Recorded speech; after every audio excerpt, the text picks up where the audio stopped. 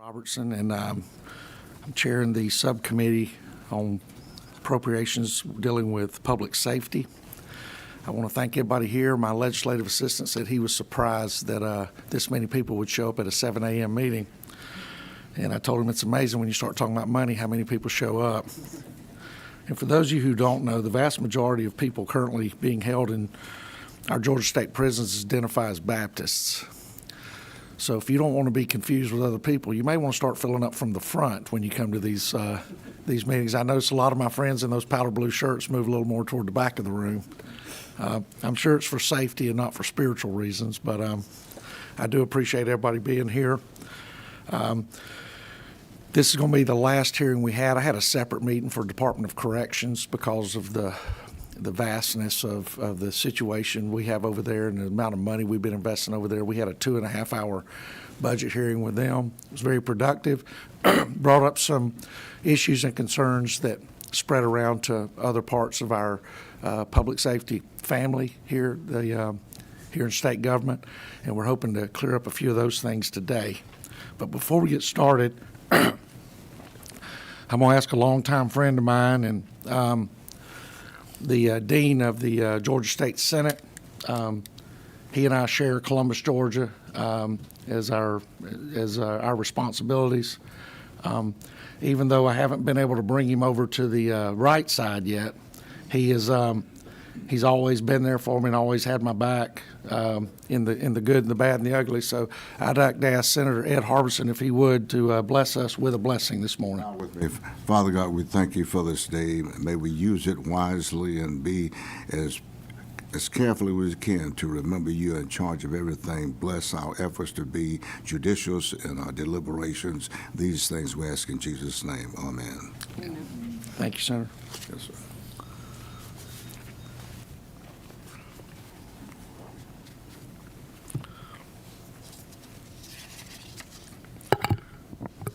All right, I'm going to give everybody the comfort of using the chairs up front as opposed to the podium. If you're someone that just feels you're more comfortable at the podium, then please feel free to let us know. But we're going to start. We're going to move fairly quickly this morning to get y'all back out into the field. So we will start with Georgia State Board of Pardons and Parole. If y'all would step up, and we'll make the mics hot, just in case somebody's listening.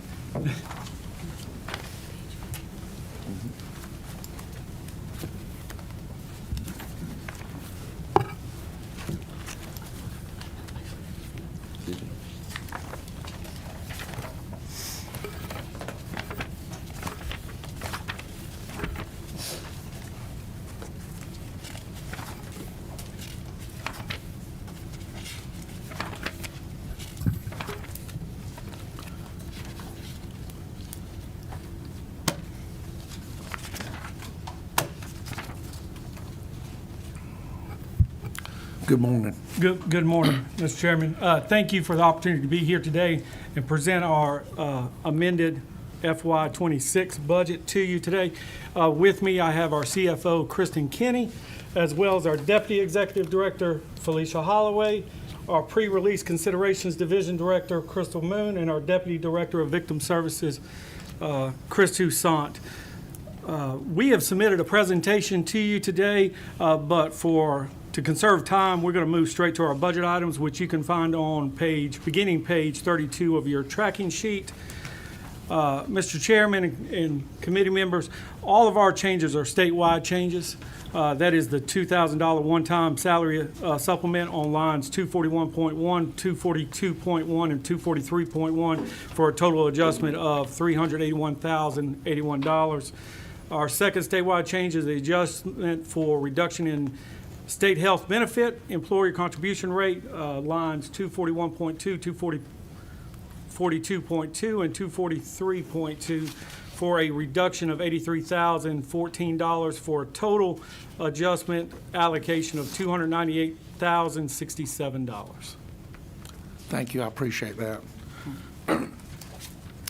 I think when we first set the meeting up, there was some questions because it was pretty clear that y'all's requests were in line with the the state spread and everything else was pretty good. During other hearings that we've had a few questions, and we just want to run through some of those if we can, if y'all are comfortable with that. Yes, And I sir. know you have a presentation. Yes. Yeah. So, Chairman, I believe you were discussing the medical reprieve process. Yes, sir.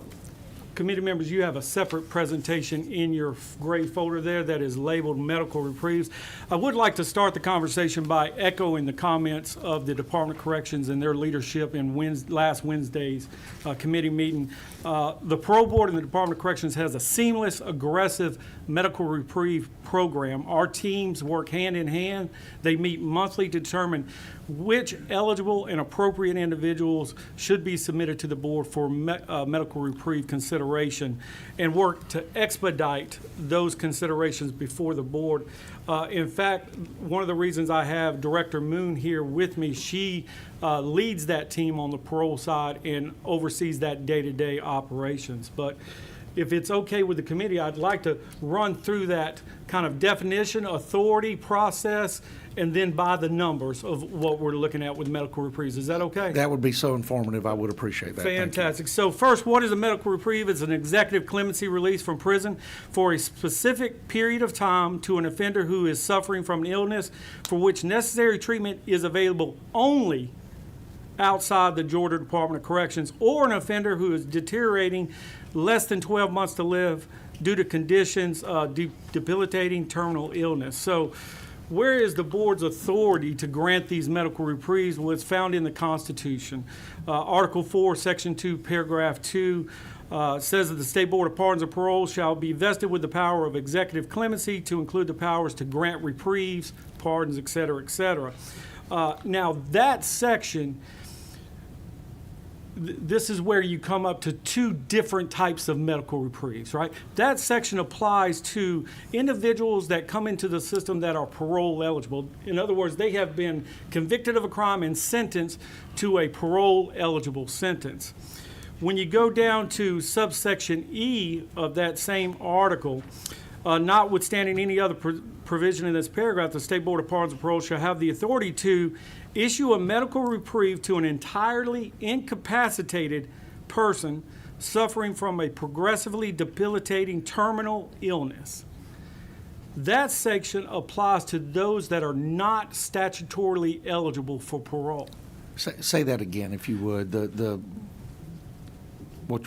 standard? Yeah, what you said, the standard on that. The standard for this section is, can issue a medical reprieve to an entirely incapacitated person suffering from a progressively debilitating terminal illness. Could you tell me, I don't want to paint you in a corner, but could you tell me what entirely incapacitated would be defined as? That's going to be on our next slide. All right. Yep. Not trying to read ahead. No, good. I'll take the question. But again, this applies to those that are statutorily non-eligible. So we're talking about, for example, individuals serving life without parole, or they're serving a life sentence, but they haven't obtained their statutory parole eligibility date yet. Recidivists. Also, Senate Bill 441's serious violent felons, also known as the 7 deadly sins.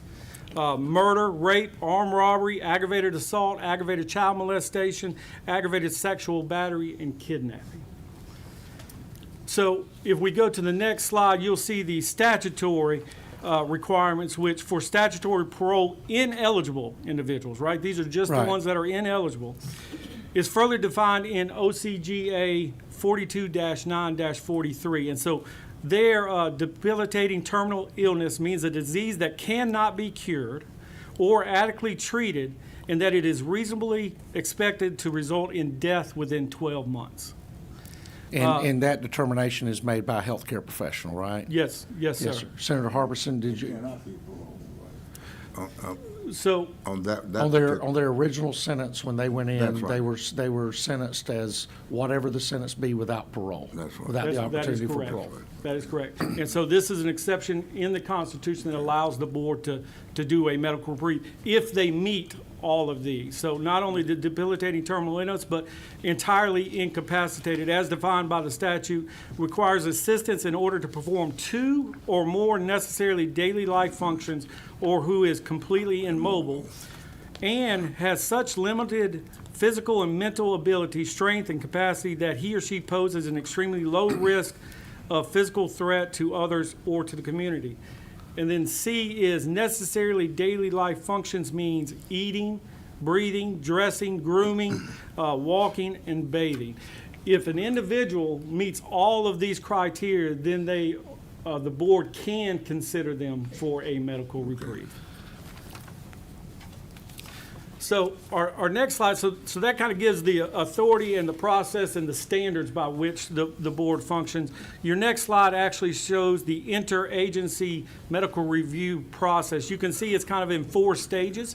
You have the identification and initiation of the medical reprieve process that occurs within the Department of Corrections. You then move to a medical review by the statewide medical director, then the board's review and decision, and then finally the post-decision action. Chairman, it's up to you if you want me to go through this very quickly, or if No, the pace you're moving is fine. Okay. I guess to get down to the bottom line is, how many of these requests do y'all have annually? Do you know Fantastic. that? So I think that's in about 2 pages. I will say, you have that process. The next Right. page in your presentation is the general information that the board would consider when making a determination, right? Is this information available publicly? And I understand government, everything we do should be public, but is this information available if I had a family member currently housed in the Georgia Department of Corrections that had been given one of these, had been determined to have one of these conditions, and I wanted to try to help them get out, and I see a head nod behind you, so I think the answer is probably going to be an affirmative, but, Well, I'm glad you saw that, because I was about to turn around and ask. well, you always look around for the smartest person in the room because you know it's not me, so when I saw her, but Absolutely. We do have, again, on that page, you see that it's initialized by the Department of Corrections, but we do get attorneys that write into us and ask for consideration, also family members that ask. Now, as soon as we get that request, we forward it to the Department of Corrections so they can do the initial and walk it through the process. But yes, sir. But yes, we do have those. So if we're going to talk about the numbers, I think about 3 more slides forward, you should have medical reprieves by the numbers. And I think it should look like this. Yes, sir. Senator. Oh, that one, Yep. okay. One back. 68.1 Yeah. grant So- rate. Yeah, so we are looking at just the first 6 months of this year. That's July 1st through December the 31st. The Pro Board received 34 medical reprieve requests. The board granted 20 of those at a 68.1% grant rate. They denied 14. They extended 10. So medical reprieves are granted for 12 months. Right? At the end of that 12 months, that case will come back before the board, and the board can determine one of 3 courses of action. That is to extend it another 12 months, to actually enter into a paroling that individual, or to let that reprieve expire and take that individual back into custody. And so when you say that, if the individual comes up and the doctor has said they have 10 months to live, and then 12 months later they're still alive, then it would expire and y'all would reconsider the case, whether to bring them back in, whether to work on getting them paroled, or whether to leave them, extend the reprieve that they're currently on, correct? Another 12 months. Right. Yes, sir. And typically, again, very general terms, if they are doing everything that we've asked them to do during this time, they're not causing any trouble or anything, and they're still suffering from that debilitating injury, and again, the board has extended those. I think you see that through the numbers here. Yes, sir. I did want to bring, I just highlighted FY '25, again, the number of submissions, grants, and denies, but you see the deaths there, right? Yes, sir. We have 2 deaths. Back in 2017, the statute was updated in 42-9-43 to say that if the board is going to take any conditional release of an individual, which includes a medical reprieve, and they are convicted of a serious violent felony, we must provide the district attorneys with a 90-day notice for them to lodge any objections that they have. Understand that the individuals that we're looking at are very sick. And so there are times where the board has tentatively granted a release, and that person has died during that 90 days. So again, just wanted to bring that. They've died in custody. In custody, Right, in right. prison. Right. Waiting for that 90-day expiration. The next page. Can I interrupt you real Go ahead. Yes, quick? sir. And when you notify the district attorneys, do you have any idea how many of them challenge the release? Would that be an average? I mean, is there an average associated with that? I would have to give you, I would say it differs based on the district attorneys. God bless you. You've never spoken anything more true than that.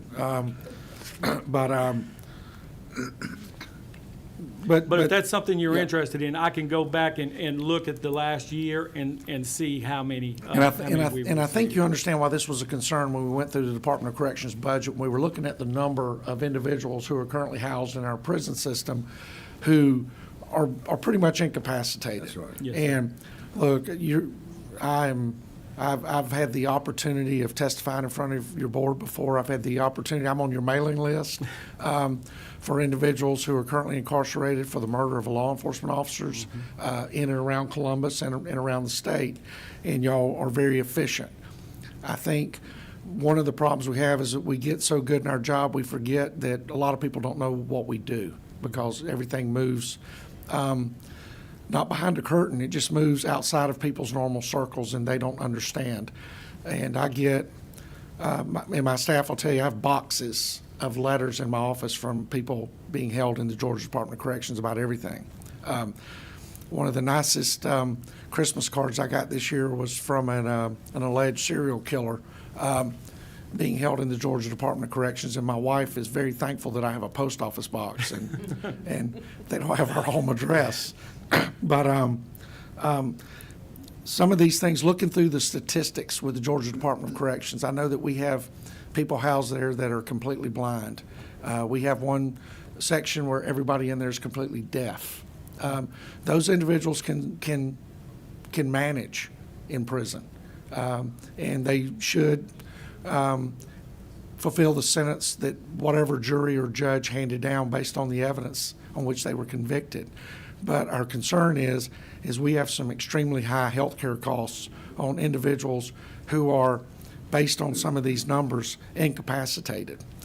But I will tell you, the almost 70% grant rate is impressive dealing with that population. And so I think this gives us another tool to use when I get all those letters and everything else, that you guys are aware of the situation, y'all are following the Constitution and case law, and you're also following legislation that the General Assembly has passed and sent down and asked to be the guidelines. But when you have these, are the vast majority of them from attorneys, or are they from individuals and family members? The vast majority actually come from the Department of Corrections. They are Okay. the ones initiating because they are the ones providing the treatment and care. Okay. And the last page I have there is just the last 11 years of medical reprieves data. And I'll just say, you asked earlier, Chairman, kind of numbers over time. We average receiving about 60 requests a year. Over the last 11 years, we have granted 304 medical reprieves. We were paroled 13, and we extended 205. And so I believe, to your point, the board does take this serious, and they are trying to do what they can with what they can, but certainly there are some cases that the board just cannot grant. Okay, and the colors on your chart are a little different. So the purple are deaths and blue are the requests, correct? That is correct, yes, Okay. sir. So the low number of deaths that we see on here, which the highest is 2, those are the individuals while they're awaiting adjudication, they pass away. Yes, sir. Right. That is correct. Okay. And do we have a disproportionate amount of extensions, or are they usually on target when the doctor says, hey, Randy's not going to make it another 12 months, or in most cases, does Randy fade out Well, before that time? that's hard to say without actually digging deeper into the data. I will say some of our individuals will go to skilled nursing facilities, and again, their role is to try to improve their health, right? To make them better. And so you may see a longer, depending on the treatment, depending on the disease, depending on a number of factors. So we're talking about basically hospice care? You can have hospice care or skilled nursing care. Well, because these individuals are out in many cases because we anticipate them to die within 12 months, correct? For those that are ineligible, Right. No, remember we have that no, whole other I'm group talking, that yeah, are I'm talking about the ineligible population. Right, yes. Yeah, They are Because that's supposed to what be- concerns me. We're letting people out who have been sentenced to life without. Yeah. So we let them out, and cruelty is never an option. But we let somebody out with 12-month life expectancy or less, and then they last another 3, 4, 5 years, then basically they've avoided, in the cold truth, justice from the original sentence. Absolutely, and I can do a deeper dive on that, Chairman, if you would like to see. But again, just by the standard of them coming to us, Yes, they sir. are totally incapacitated within medical doctors, not only the facility doctors, but also the statewide medical director for the Department of Corrections has said this prognosis is less than 12 months. We do not track I don't have the number for the individuals that die at what rate Right. post-release.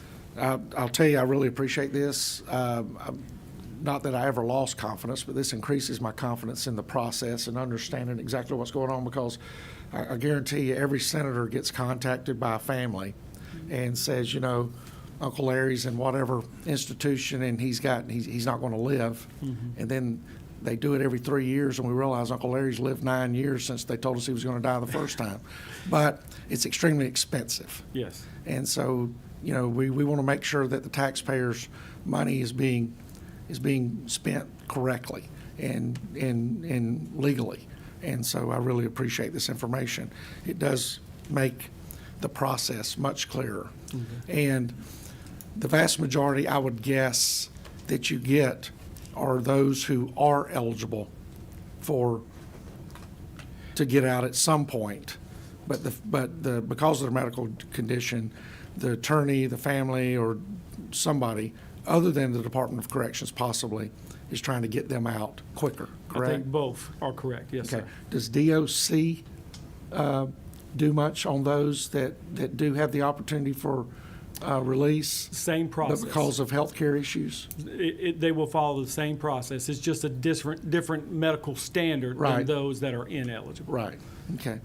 Any questions from committee members? Just simply, in that cost side, how is it growing exponentially? Is it growing every year? Is that a bigger population that meet that criteria when they get people who are sicker, strokes or whatever? Well, It- and one thing I want to, you're talking about in the costs for Department of Corrections. That's right. That's What right. we've noticed is life expectancy in prison has grown because of the health care I get inside that. of there. Right. I think the cost of health care as it is in the free world, it's expensive inside too. Our biggest concern, and when I say us, I have a couple of budget analysts who carry big sticks, is the fact that a lot of this health care not only occurs inside the prison system, but a lot of it requires us to go outside the wire and get experts and other types of things to take care of it. And we do not get a break on any of those medical costs. It's extremely expensive. It's getting more and more expensive. Yes, sir.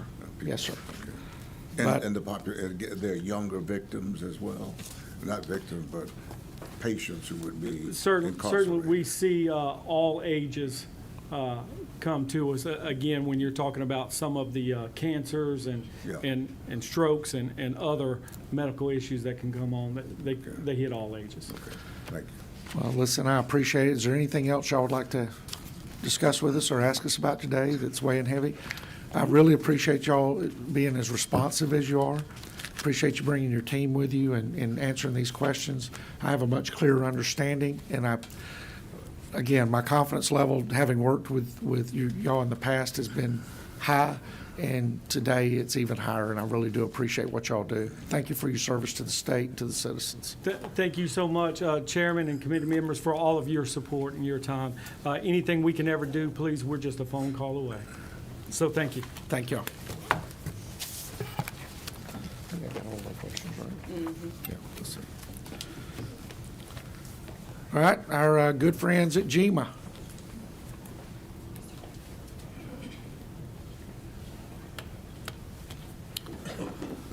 Even the Air Force can pay for that even.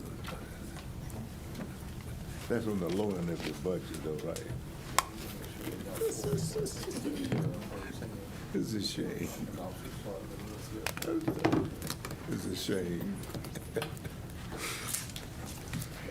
Excuse me. There you Good morning. Good morning, sir. How are you? go. Morning. How are you? You're looking more dapper every time I see you.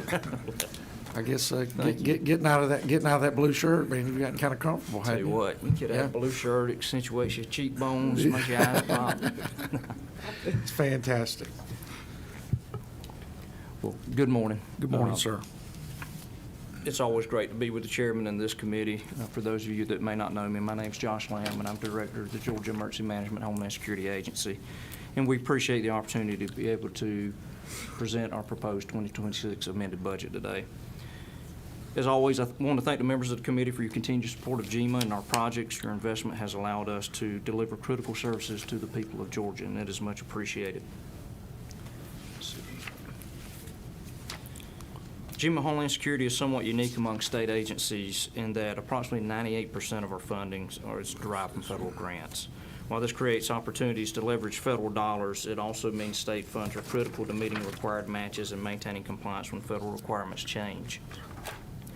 Over the past year, changes to federal grant structures have created new challenges that required careful planning and prioritization, and we'll get more into that in just a minute as things continually change.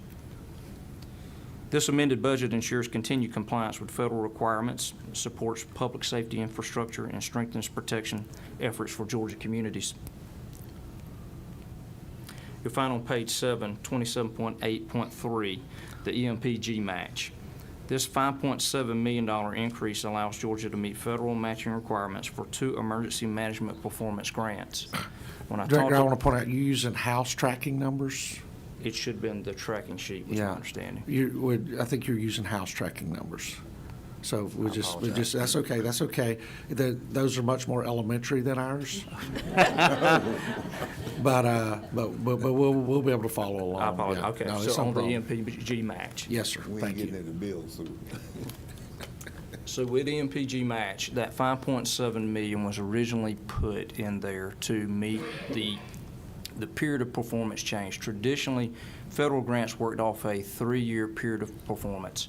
FEMA changed that to a 1-year period of performance, and with that, we needed to plus up the match. Just yesterday, I've learned FEMA is now going to move that back to a 3-year period of performance. So we're in talks. I reached out to OPB yesterday. We're discussing what necessary changes we would need to make, but that another example of continual change going on with the federal government right now. With this change that you just heard about yesterday, do you need all the money that you have in there now? That's the discussion now that we would have with OPB. There are certain projects that we put in place that we would use that match for. Some of that was also to be passed on to locals as well. So it will be a a nuanced conversation to see what can be adjusted out of that. Now, had this changed back, has this been a conversation that's been going on for a little while about them possibly moving back, or is this something just came out? It came out of some legal challenges that had been put forward, and Right. then what happened is I think those legal challenges were successful in certain states. I would assume this is to make it applicable across the board where you don't have two different types of systems going on at the So same they could time. get out of the courtroom and get back to work, I guess. They could. The other concern is we had a phone call on that with DHS. There still seems to be a lot of uncertainty going on with this. I don't know if there'll be another legal challenge to the legal challenge. So But right now, are we going to operate under the 3-year window? I think we have to. Yeah, okay, good. We have to. So I just, That's the latest directive, and unless something else changes, I we'll think that's do what what we have to do until it changes, sir. right? Yes, Okay, sir. so how long, did the talks with OPB start yesterday? Or? That's because that's when we found out it Right, was that's going what I'm back. saying. Yes, sir. So the So talk y'all started. immediately jumped into it? Okay. Right. And so, yeah. So we have, we're hoping to have our budget, I mean, we're moving toward the end of the small budget, so I hope these talks happen fast. And I can assure the chairman that if there are no adjustments made, that money would still be put to good use. I'm sure you do. Next, we'll talk about Protection of Communities Grant. Yeah, real quick, Director. Yes, sir. Want to get on to the revised population counts under the EMPG program. Have those been clarified? Tell me that again, the revised population. Yeah, FEMA's count. requirements on revised population counts.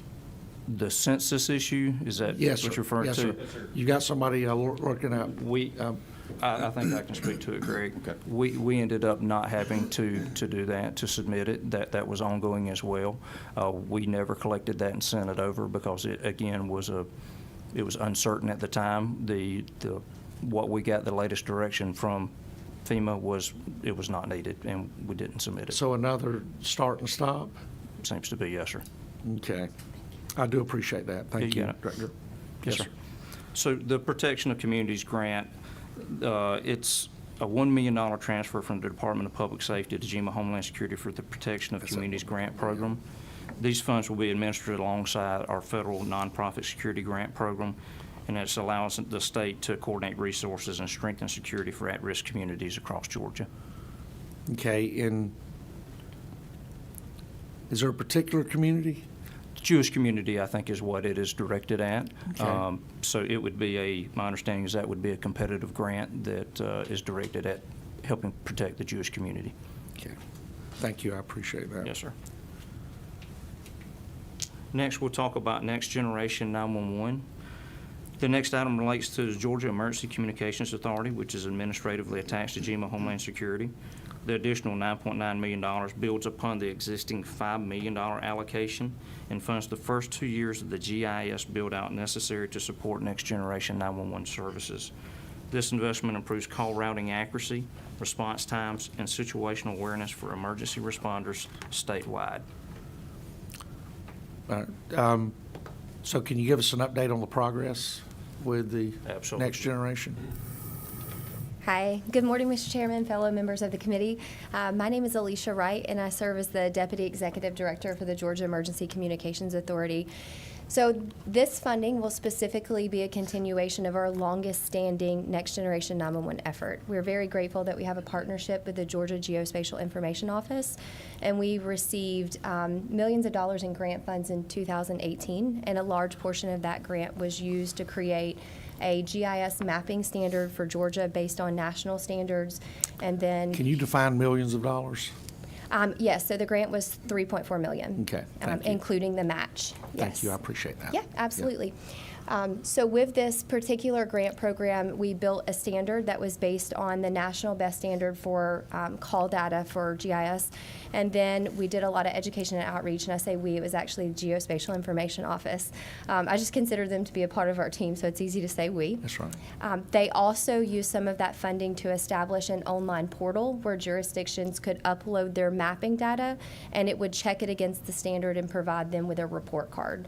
So this funding will continue those efforts, as well as getting a base map, and then the majority of it will be a flow through to local agencies, establishing a grant program for them to be able to either partner with the regional commission, a vendor, or even use their own local GIS shops to be able to get their GIS data to meet the standard.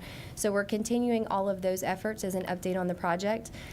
We are also beginning to stand up a working group so that we can revise our request for proposal for Next Generation 911 for the project in its entirety. So you're updating the original RFP? Yes, the original RFP was written using the grant funds from 2018, so it's dated and needs to be updated. So we're going to stand up a working group from within the 911 community and subject matter experts to make sure that the RFP is responsive to all of the needs of locals, since they're the end user. We're also kind of working to make sure that we're standing up additional groups for feedback from the 911 community. So we have a lot of different progress that we're making on this, but I think the biggest thing is the RFP and being able to have responses. We've worked with the Department of Administrative Audits, and they have said that even though we're still working through the funding piece for the project in its entirety, that they are willing to release the RFP. Fantastic. So when do you think that will be? Typically, these RFPs are very in-depth, so I imagine it will be probably about a year before we could award the contract. How close are y'all to establishing the working group? So the working group, we've already identified members, and we were just kind of waiting to get through some of these initial rounds for budgeting, because some of that could have implications for a consultant and stuff like that. But I would say probably within the next 3 months, we'll have the working group up Look, and running. and listen, I've sat with you guys and talked about this, and I do think y'all have your hands, on the levers and are doing exactly what needs to be done to move this project forward. This working group what's the proportion of current 911 personnel in Georgia as opposed to subject matter experts, which I always find a lot of times bring the clearer, especially from a technology standpoint, bring the future into the room and into the conversation. Are we leaning more into the subject matter expert side? I've listened to the testimony from North Carolina. Y'all did an incredible job bringing people like that on board. I think y'all have done some work with the state of Pennsylvania and looked at other things around the country, and I think that's been invaluable. Mm-hmm. So I want to make sure we get the absolute best system possible and not something where people are in. I'll be happy to discuss it with anybody not in this room, because I've not seen that mindset here, of those individuals that are worried about their territory and protecting what they already have. So are we bringing in a lot of subject matter experts to help us with this RFP? So we are, first and foremost, we're going to have a consultant that will help us, and we're Okay. going to make sure that consultant has worked with other statewide and large regional deployments. Have we hired that consultant, or is that part of the RFP? So we currently have a consultant, and we are just kind of reviewing our scope of work and making sure that that's the route that we're going to continue, but we will have a consultant.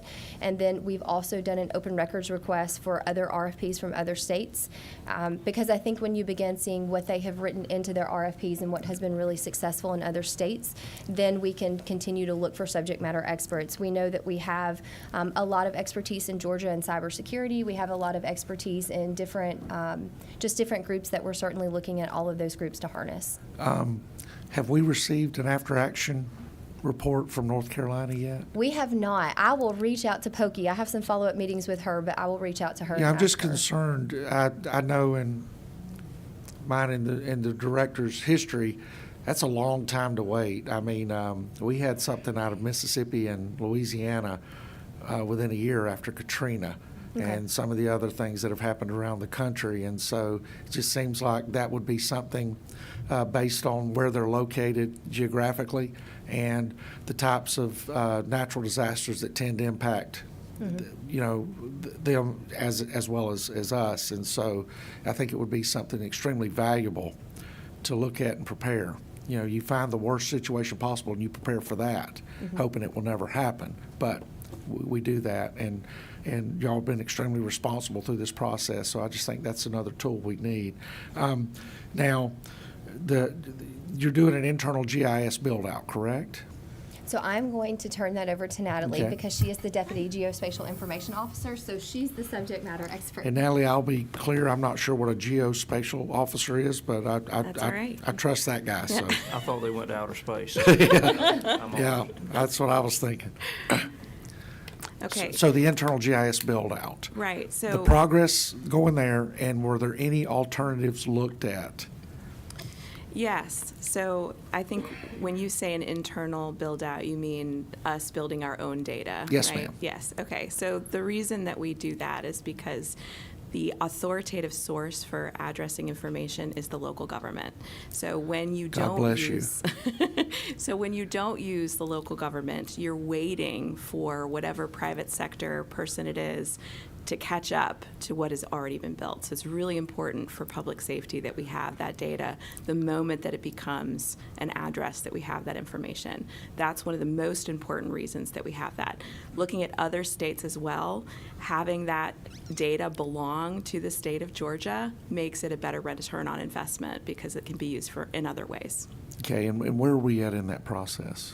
We're at the very beginning because up till this point, it's been a grassroots approach to build out. So we've been offering lots of carrots, free tools for local governments to participate. We've given them data.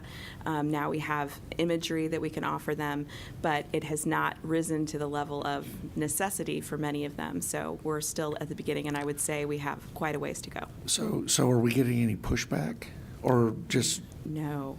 In fact, just this morning, I received an email from a local government asking me to help her to utilize our tools. So, no, they're very happy to have this program and to have the ability to build this data and have it at the ready. So are you comfortable that we're going to get the response we need so that when we build this system, it's available for every address in Georgia? Yes, sir. Okay. Do you see any issues related between urban and rural? Our existing issue between urban and rural comes down to resources. So you'll see Within that, the rural sector? yeah, so if they don't have resources, it's a lot more difficult for them to build the data and to participate. So what carrots are we offering to encourage those rural? So up until this point, it's been free use of the tools, our education and support, and then data, like infusions of data to kind of get them started. Our biggest carrot with this funding is to give them money. So actually give them a way to. Wow, that's our biggest carrot too. Isn't Yeah. that cool? Yeah. Yeah, it's funny how that works. Yeah. So one of the ways that we're proposing that we set this up is with a grant program for local governments. So we have a tool that measures their data, Right. so we can see how it starts. We give them money through a third party, through a private sector partner who can help them kind of get things going. And then they prove their progress by uploading their data at the And end. where does this grant funding come from? The proposed funding. Right. Oh. Okay. Just want to make sure that's clear. Everybody understands all of this flows to there. Yes. Well, any questions related to Next Generation 911, which is, I think, a Herculean task that the director stepped right into and at the beginning of, and has done a great job dealing with. Great team. Oh, no, it's incredible. I Great almost didn't recognize her. She's got all the gray out of her hair now, and she just looks happier. Drop shampoo. Is that what it is? Just Yeah. for you. Yeah, just, yeah, yeah. It's my secret, too. If I knew what it was, I'm sure it would be. There is something worse than gray hair. So. There is. Well, yeah. My grandfather used to say if it grew down and touched something, it turned gray, and if it didn't, it just turned loose. That's So, right. yeah. That's right. But, Well, our last item would Yes, be the addition of $500,000, which was intended for emergency services, which was added by the House. okay, and explain to me exactly what that's supposed to be used for. I don't have great clarity on that as of yet. So it Well, was apparently, added. apparently the governor didn't either because it wasn't in his budget. Yes, sir. So So- it's been added, but other than knowing that it's intended for emergency services, I don't have a lot of other information on it. And Director, you know, you and I sing out of the same hymnal. Emergency services covers a lot of stuff. And so I'm a little concerned that we don't know what it is. That's $500,000, which in a $37 billion budget can easily get lost, but it means a lot to the folks out there earning the money and paying the taxes. So if we could get some kind of Yes, clarification. we intend to. on, We just have not as of yet. Yes, sir. And with that concludes my, And I want to ask you real quick, the 500,000, is that supposed to be a one-time appropriation, or are we trying to create a line item? I'm assuming it was a one-time appropriation, Okay. but that is an assumption on And, my and that part. was probably an unfair question, not knowing what it's for. It's So- my assumption. Yes, sir. Yes, sir. I do appreciate that. Any other questions for our friends from GEMA? Senator Bearden, you have that smile on your face. I was just enjoying the House $500,000 line item there. Oh, okay. So, Were you spending that money? No, it wasn't. I was just wondering where it came from myself. So. Yes, sir. Yes, sir. Old guys think alike, right? Well, I do appreciate y'all this morning. Thank y'all for everything. Appreciate y'all's professionalism and the hard work y'all put into this. And look, a great team's a great team, but you don't win without a good quarterback. And I appreciate what you're doing, and I thank y'all so much. Well, we really appreciate it. I apologize for the oversight on the tracking numbers, but I appreciate y'all tracking along with us. And It's okay. Ours are in ink, but I understand crayon sometimes is easier to Hey, read. you know Yes, what? sir. I can't hate on that. I read crayon better than anything else, I believe. So, but thank y'all very much. Thank y'all. I appreciate y'all.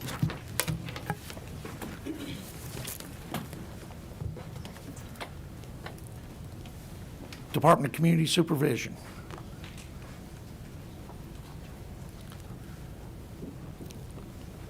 This is going to be do the bond stuff on the vehicles is what we want to look at, right? See there? That means you get extra pizza or what? See? Making my life easy.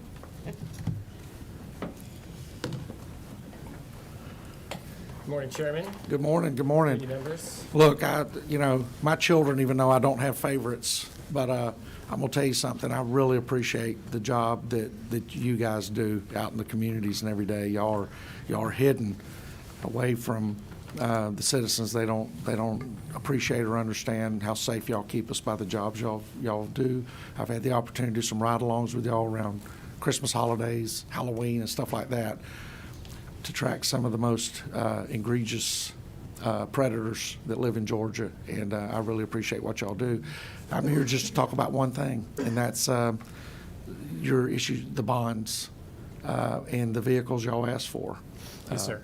So I was going to say I could tell you where some of that $500,000 you were talking about earlier came from, because I believe it came from our vehicle bond request. But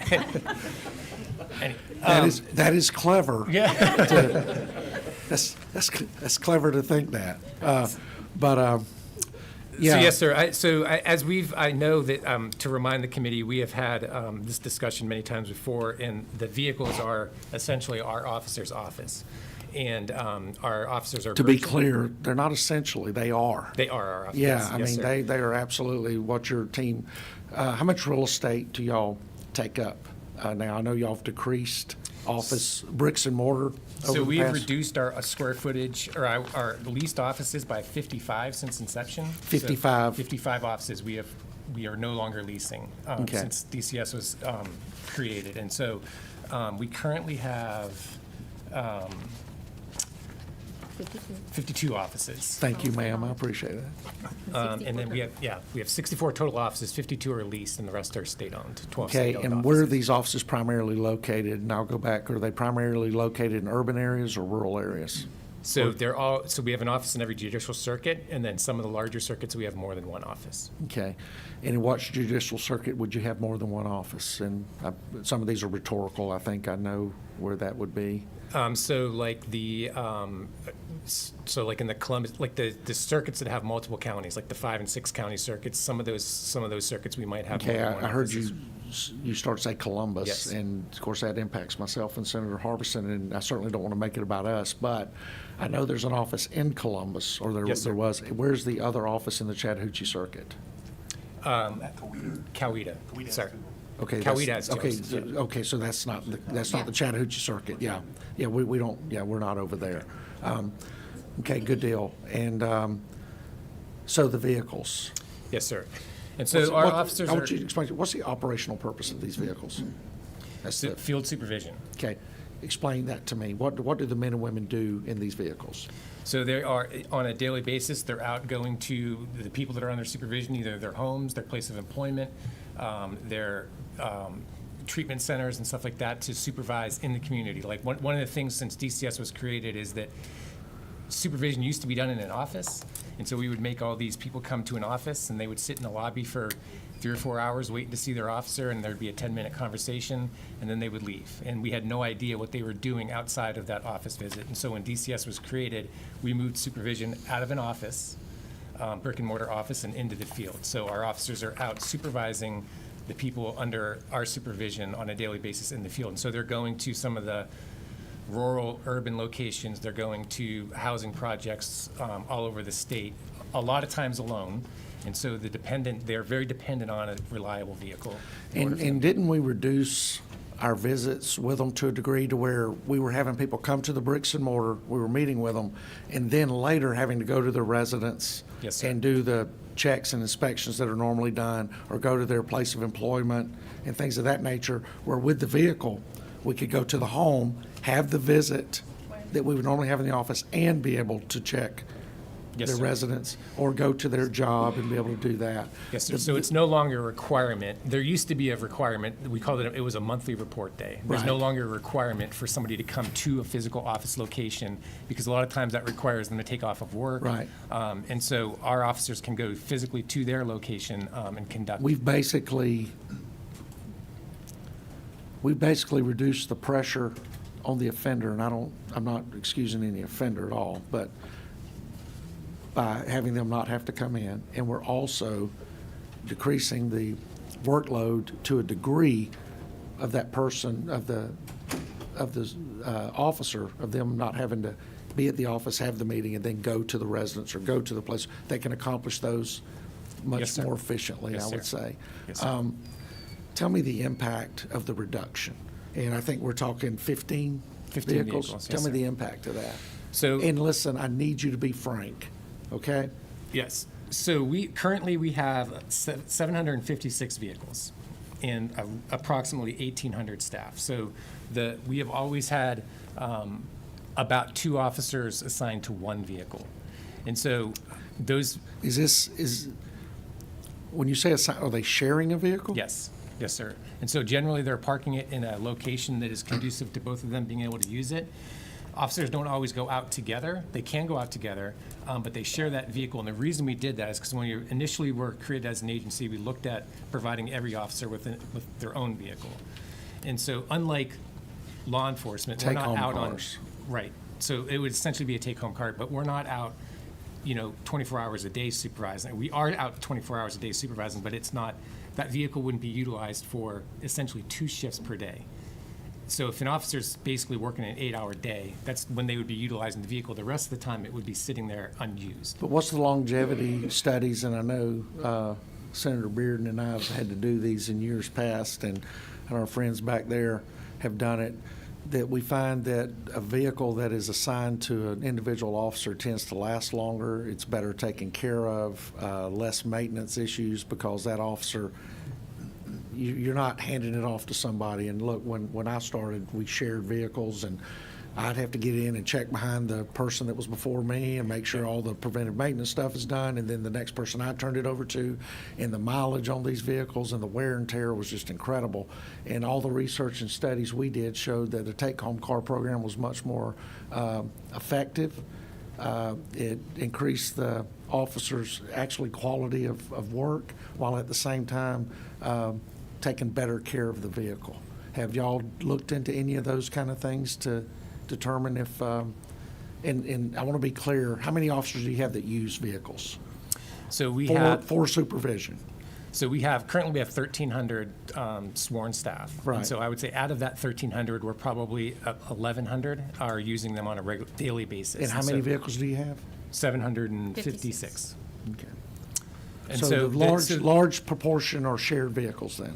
Yes, Yeah. they're all, so outside of the ones that are shared 2 per officer, 2 officers to 1 vehicle, then we have some pool vehicles that are shared by administrative staff or an office. And what does a vehicle have to be to become a pool vehicle? Pretty much on its last leg? It's usually on the lower, yeah. Yeah, that's every pool vehicle and every public safety agency I'm aware of. And so when you ask the direct impact, mainly it is not having a vehicle available as an officer to be able to go out and do field supervision. So when you reduce the vehicle count, and so it's only 15 vehicles, you're correct, but that reduces our ability for some of the officers to be able to go out and do supervision in the field. Yeah, I think when we're talking about sharing vehicles and you're talking about 15, you might as well be talking about 30. Yes, sir. If we're looking at it that way. Well, I won't turn down a vehicle, sir, but we'd need about 25 million in appropriation of capital to get to the number of vehicles that we would need. Right. And then we would need a recurring appropriation to support that in fuel and recurring maintenance to support it. to a degree, you would. To A have shared them in- vehicle uses the same amount of, I would say a shared vehicle uses, if you and I both have vehicles, Yes, sir. or we share a vehicle, we're going to use the same amount of fuel. Right. Yeah, there's just going to be on different shifts that we burn it. But yeah, so for every vehicle you get, there is increased, funding necessary. But I think your savings comes on the maintenance side. Right. When you don't have a vehicle that's running 2 shifts every day for every time the officers are out there. Because what makes these unique is these are the offices of these men and women out there doing the job. So they're in and out a lot. And in some communities, your population of those you supervise is pretty heavy. I think Georgia has, we probably supervise more people than, per capita than any other state in the absolutely country. do. Yes, Yeah. sir. You're very And right about so, and we do it very efficiently, I believe, and, Yes, and sir. very safely. But I'm just concerned about the 15 vehicles being cut when I understand what y'all's circumstances are. Is there anything else No, sir. that y'all want to talk about other than that was my concern? That was ours as well, so Okay. Well, hey, maybe we found $500,000. Who knows, right? we very much appreciate the Yes. support of the committee. Listen, I really appreciate what y'all do. I appreciate the hard work my friend there does, and if I can ever help you guys, please reach out. Yes, sir. Thank you so much. Oh, I'm sorry. Item that talks about open records, how is that? What is the category? Am I reading that correctly? Number of open records requests could fulfill, is that your area? Oh, yeah, it's a performance measure. Oh, It's right here in administration, it's on the track sheet. And usually, who's requesting, media or another It agency? could be, yes, a lot of times media, attorneys, but the majority of them is media and attorneys, open records requests. And Yeah, what is for the personnel context? files, a lot of What are they times. looking for? What usually they think they're looking Usually personnel files, Okay. and personal information. It's Yeah. usually if there's a complaint or anything, an attorney or anybody else will file Right. an open records request, and they're required to fulfill it within 72 hours. Is that right, Olivia? 72, I think. And so we used to get, expedite. we honestly used to get quite a bit of them from district attorneys, but our commissioner has done an open declassification of, if it's involving an investigation and somebody under supervision, we have declassified all those records to reduce them having to go through the process of requesting them through an open records request. And that saves a lot of time. Yes, sir. And so I appreciate that, because they're required to use they can use the lowest paid employee qualified to do that job, and so that factors into the OR request fee. And but we had the same problem in Metro where Same thing. where the Fulton County District Attorney's Office was having to file open records requests with the Atlanta Police Department to get arrest records of cases that they were prosecuting. So getting this bureaucracy out of the way is much more efficient, and I appreciate y'all doing that. Yes, sir. Thank you. Thank y'all. Thank you all. Thank you.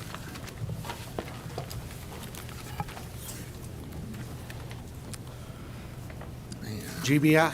GBI. Page 18 too?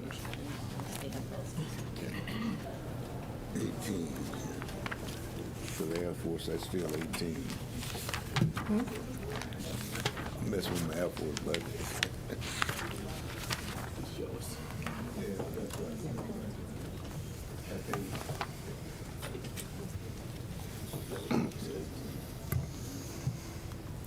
Good morning, Mr. Chairman, Warren Director. committee. We appreciate, we're honored to be here this morning to present our FY26 budget to you. We appreciate all the support for our agency and for law enforcement across this state. I will begin with 216.2, your tracking number, which is the House change that implemented the reduction to SHBP rates for employers' share from 1 month earlier. That is to reduce the funds to reflect a reduction in the employee contribution rate to the state health benefit plan from 29.45% to 20.264 effective June 1st of this year. I will skip over the other statewide changes if that's okay with you, Mr. Chairman. Yeah, I would appreciate that, Director. I'll go down to 218.2, which is under our forensic scientific services, which is to increase funds to replace software that allows for connectivity to the federal DNA database. For amended 26, it includes $618,170 for one-time costs for software licensing known as STACS, that is stands for Sample Tracking and Control Systems. And then in FY27, it'll include $74,920 in ongoing software and maintenance costs. This software will replace 2 current systems that are in use that will streamline the process to get DNA samples that are submitted streamlined and the profile developed to get it into the CODIS database quicker. So does this help expedite our investigations here, is getting the information into the federal system and getting hits or information back? Yes, in some ways. It is the first step. Once we receive the DNA, my understanding it is the first step in getting entered into the process of obtaining a profile that is submittable to the federal database. Okay. So there's many steps to get to that point, but this is one of the, I believe, the first ones. And Stax is a commercially available software system, I see, so it's not a proprietary, it's nothing we're having built out. It's something we went out and bought. That's right. That's correct. And currently, like I said, we have 2 systems, and they're a little bit antiquated as well. We have trained people on 2 systems. Now we move it to 1, and it's going to be a little more efficient for us. And the 618, 170 is a one-time, and then you said the annual reduction cost is like, would you say 78? 74,920. 74,920? Yes, sir, is ongoing. Thank you. 218.3 would reduce funds for personal services based on actual start dates of new positions. In FY26, we received funding for 2 crime lab assistant managers. They were hired on July 1st and August 1st, respectively. And then 3 central lab positions. That's our lab in Macon. That was 1 scientist hired starting date of February 16th of this year. 1 lab tech will be hired March 16th, and 1 evidence receiving tech that is in background also has an anticipated hiring date of March 1st of this year. So all those positions have been filled? They're in the process. Right, so they've been hired. Yes. They have 2 of them have potential starting dates. 1 is in background with a potential starting Okay, date. so you found what you believe to be the right people. That's It's correct. just they're going through the process That's right right. now. Okay. 2 of them are actually through it, just waiting on their start date. 1 is finishing up background, but we have assigned a potential start date for that. I really appreciate the efficiency of that. We find a lot more lag in other parts of the state government, so I appreciate that. Well, the crime labs worked hard on adjusting their hiring process just a little bit so that we get those positions filled and then hopefully keep them filled. Good. I'll go over to Regional Investigative Services at 219.2, which is to increase funds to annualize 3 human trafficking positions. Those are special agent positions within our HEAT unit, our human trafficking unit. In FY26, we received 6 months of funding.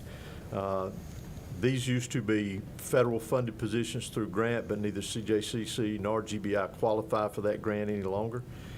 This funding would fund the remaining 6 months in FY26. That grant actually ended in August of '24. So that would take care of that.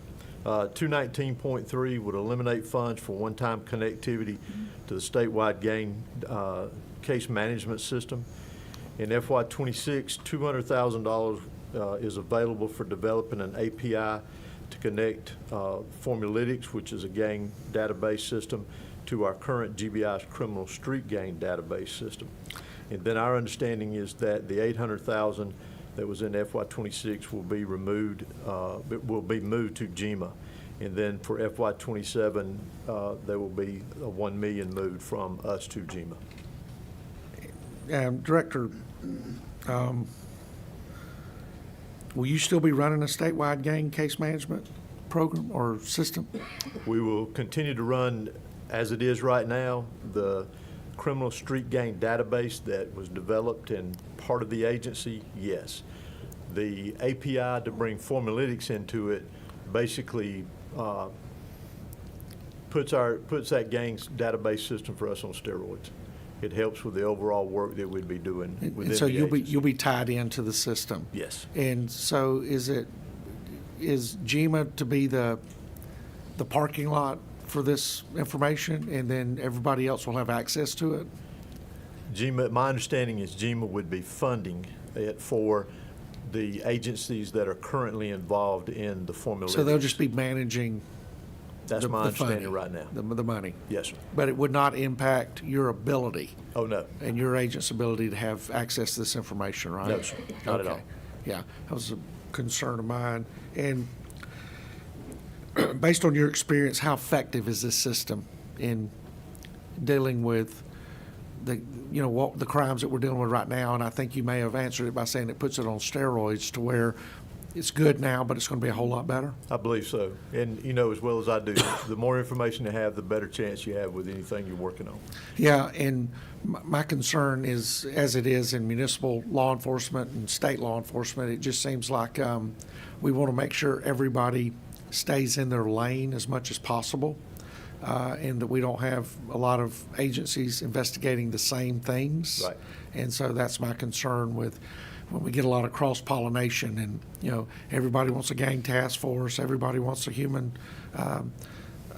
trafficking task force, and after a while, everybody's got all this new, cool, shiny stuff, and we're getting away from our core mission. Right. And the GBI's core mission has always been these types of things, and I just want to make sure that we're not allowing any of that to be watered down I don't believe or so. to be handed off, if Right. you will. Yes, sir. Yeah.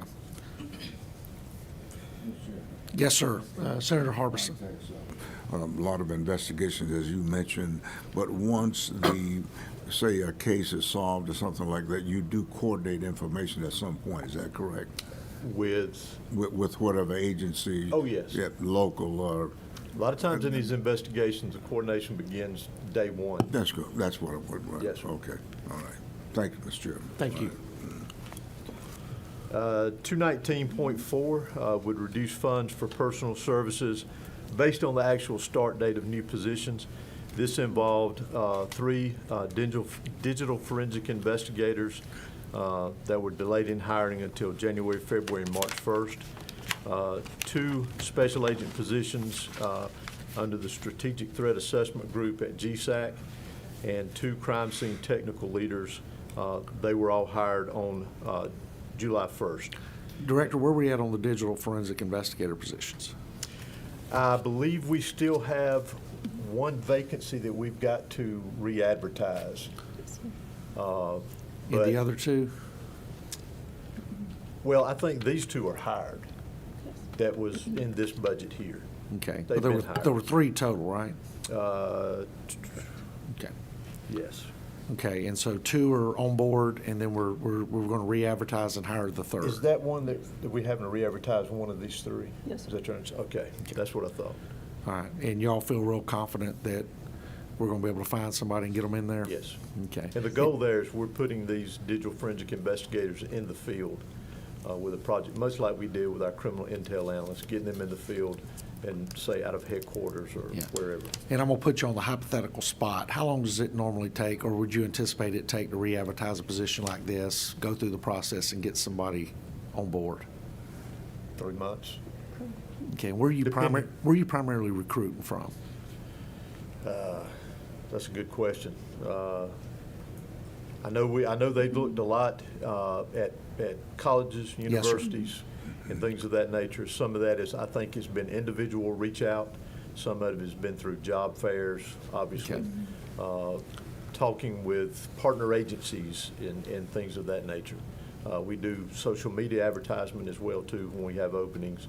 I But just know digital forensic investigators are unique yes, creatures, and so to find those, I think probably, like you said, university campuses and tech school campuses and stuff like that are probably the target-rich environment where used to we would go and mine within local agencies and other places like that, looking for somebody to fill an agent position or something else maybe. but I'll give them credit, like many other in the agency, they're not looking just to hit a checkbox either. They're making sure they got the right person. So No. some are disqualified through the process, too. And that's great. And that's part of the reason we're having to go back and put this one back out. That's great. I appreciate it. Let's see.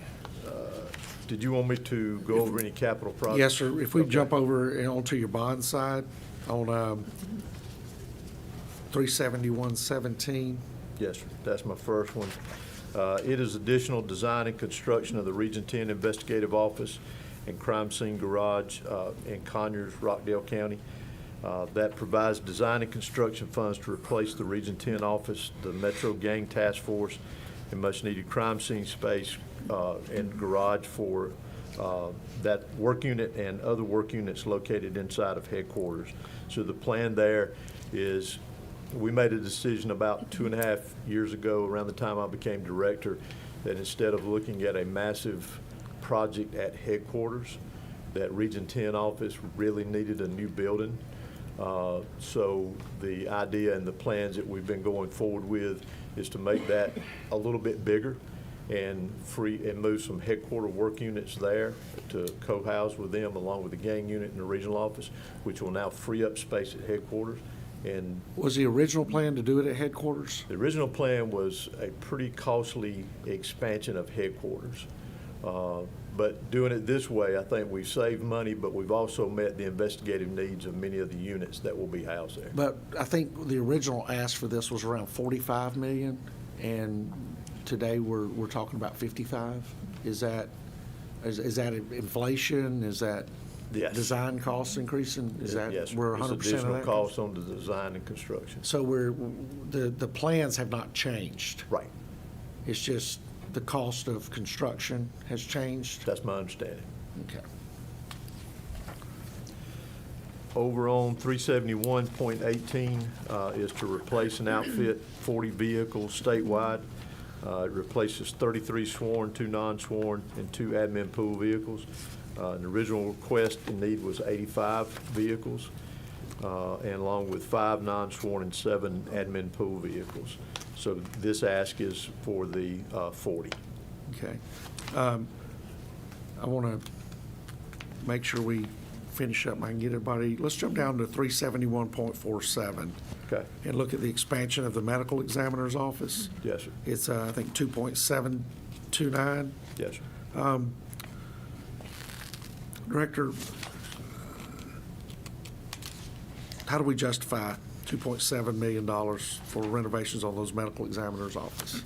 So a little bit of the backstory on that, Yes, to sir. get you caught up on everything, is we used to have a medical examiner's office in Augusta. Go back a few years when that doctor retired, we could not find anyone to fill that position, and so it was basically closed at that point in time. Since that time, we've expanded some of the crime lab into some of that space there. Matter of fact, we have put we're putting drug chemistry in Augusta for the first time ever. We have hired 1 scientist for that. Again, drug chemistry being our largest backlog in the agency. Yes, sir. Or in the crime lab. So I know there's been some interest to reopen it. And my check on the number of bodies that come from that region, I want to say is around 11 to 12%. Now, when I say region, I'm not just talking Augusta. I'm talking probably a 10-county region that bodies are coming from that are having to come to headquarters. So in looking at this, the autopsy room is still there. The room where the cooler is still there. It probably need to be replaced. But there would need to be some expansion for administrative offices if we were to open that back up. And then, of course, admin support death investigation specialist, and we would recommend 2 doctors. Okay. The caveat there is, we would hope that we could find the doctors to hire. Now, this 2.7 just encompasses the build-out, correct? That's half of it, yes. Right, so we're not talking about personnel costs at this point, we're just talking about bricks and mortar, if you will. That's correct. What do you anticipate a time frame if we were to get the 2.7 this year? What would you think would be the time frame? And are we concerned about inflated costs like we experienced on the expansion that we just previously spoke of? I don't know that we have had a design made? We have not. I don't think so. This would fund currently the design for the construction as well as renovation of existing space. And then we would need additional funding to construct the design. But we feel real comfortable that the 2.7 would get us to where we needed to be right now? For design, For design, yes, construction, ma'am, and for the design and the renovation of renovation. existing. Right. Correct. And so, how long would we anticipate design taking? About 12 to 18 months. Yeah, okay, so I'm just concerned about, inflated costs as we're moving forward to, next year this time, if we're going back and having to add more into the design side. Not to include the second half we're gonna need when we start, the original number, which would be twice this. We had looked at construction in FY '28 Right, and then hiring personnel in '29. right. And I appreciate the personnel. I mean, I understand that. I'm just trying to focus on, from the time we plan to the time we get the keys to the building, what our costs are gonna be. And right now, we're saying 2.7 would be, we anticipate to be half of what we need. I'm concerned with how long it takes to design and everything, if it may end up being a third of what we need for the construction and everything, based on what we look at with the 45 to 55 on the previous project. Right. So, okay, just agree that it needs to be done. I appreciate the work and the effort y'all do and that, but I just trying to, we're getting money today, but we have to anticipate what it's going to cost us 2 and 3 and 5 years down the road if we don't have a system set up so we can move it as quickly as possible. And that's not y'all's fault in those I understand. situations, yeah. All right. Anything else y'all would like to remind us of? We're good.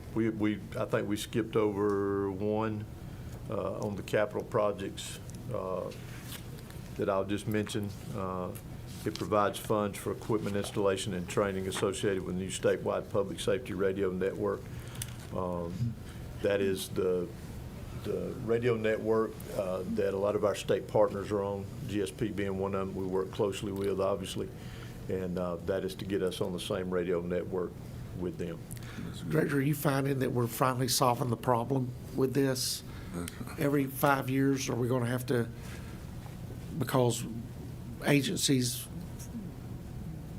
buy different systems, everybody wants their own thing at times, and we all end up, and I think you and we've been on operations where everybody bought extra radios so we could swap everything around so we can always communicate with each other.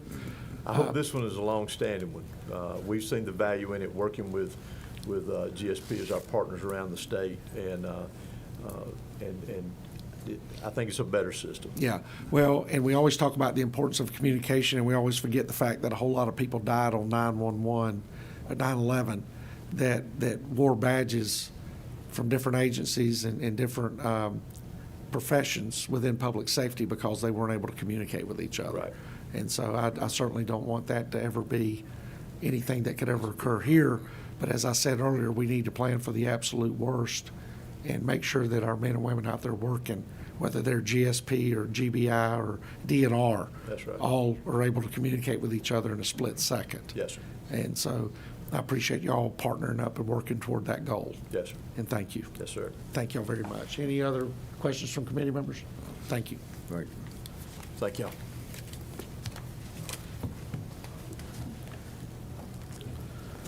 CJCC.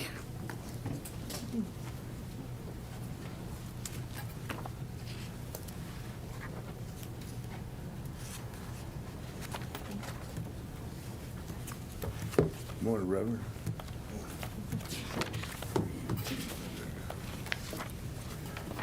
Morning, Mr. Chairman, Good morning. members of the committee. That's page 24.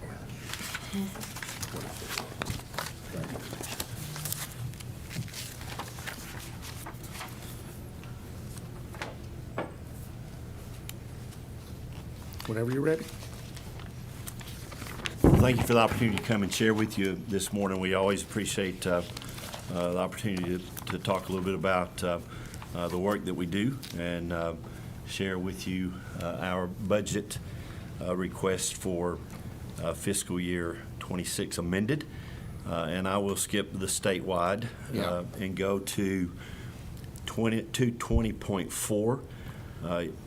Yes. If we could back up just for a Yes. second to 2020.3. Just want to ask you real quick, I noticed the governor. Yes, there is a difference there. Yeah. Yep. The House reduced the amount of the cut for filling those positions. Wait a minute. Yeah, the governor's Yes. reduction was 54,000, and the House has reduced that down to 21,000, Yes. right?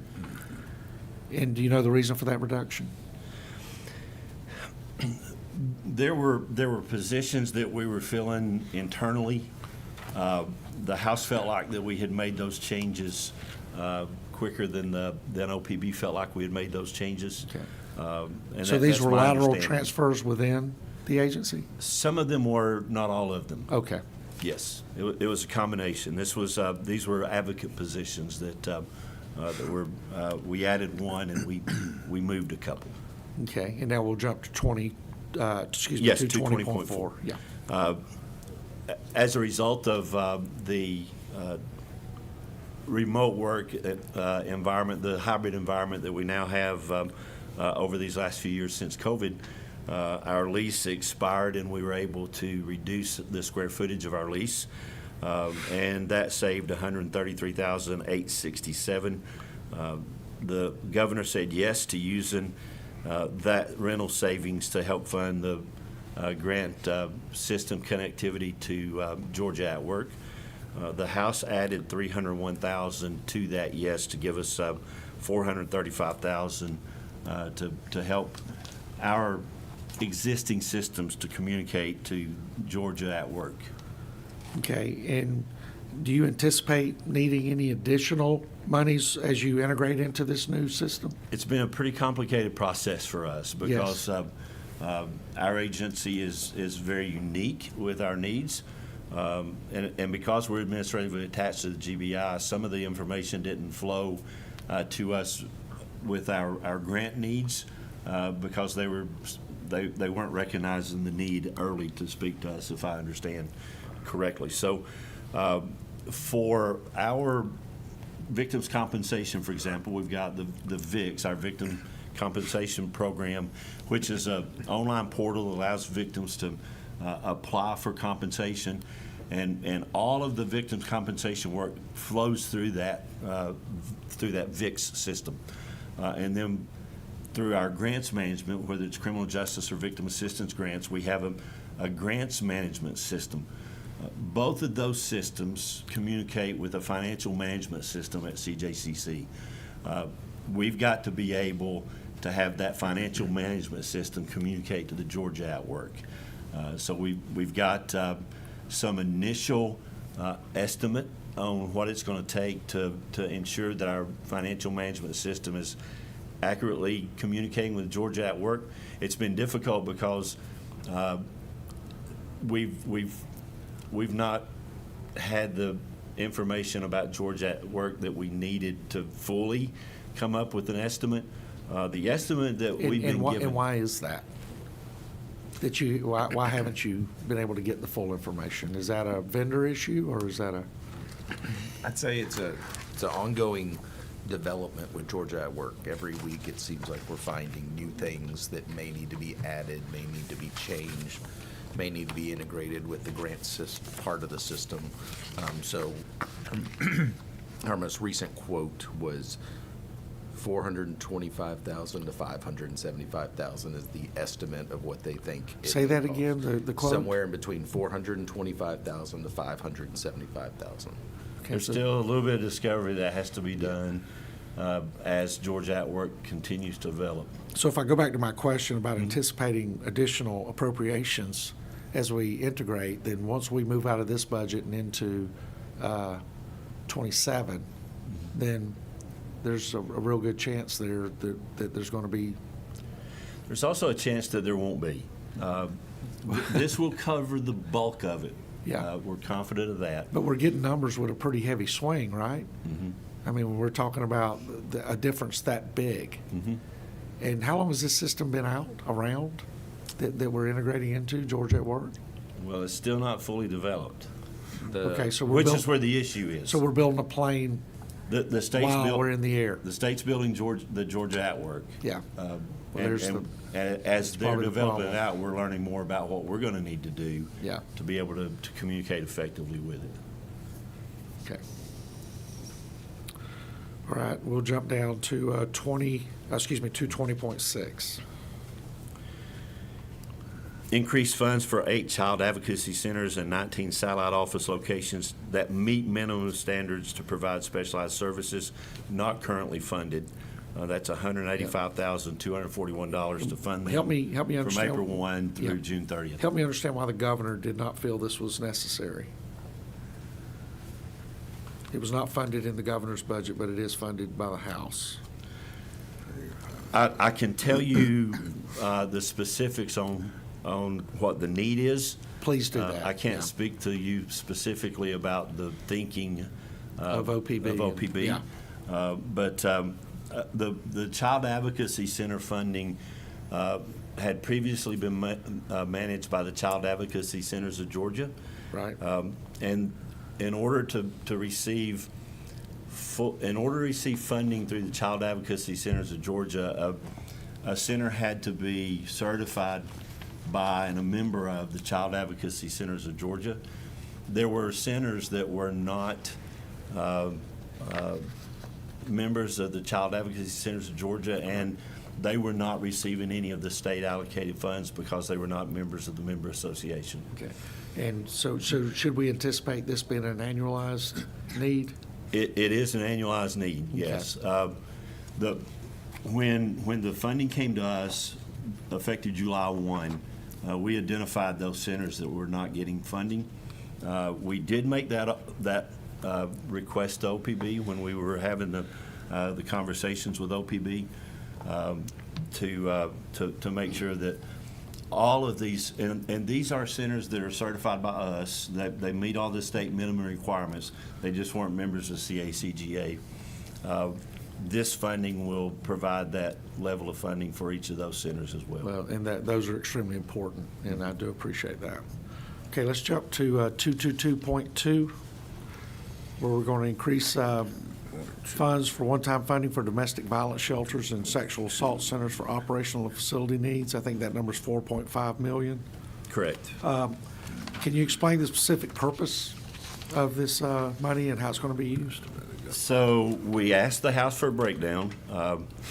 We have been, over the last number of years, talking about the funding issues that all of our service providers are facing: domestic violence shelter, sexual assault centers, child advocacy, CASA, and victim advocates. The House gave us a breakdown on their intent. $50,000 to each of the domestic violence shelters, which is $2.35 million. $50,000 to each of our 34 sexual assault centers, which is $1.7 million. And $25,000 to 19 satellite locations, which is $475,000 for their total recommendation of $4.525 million. Yeah. And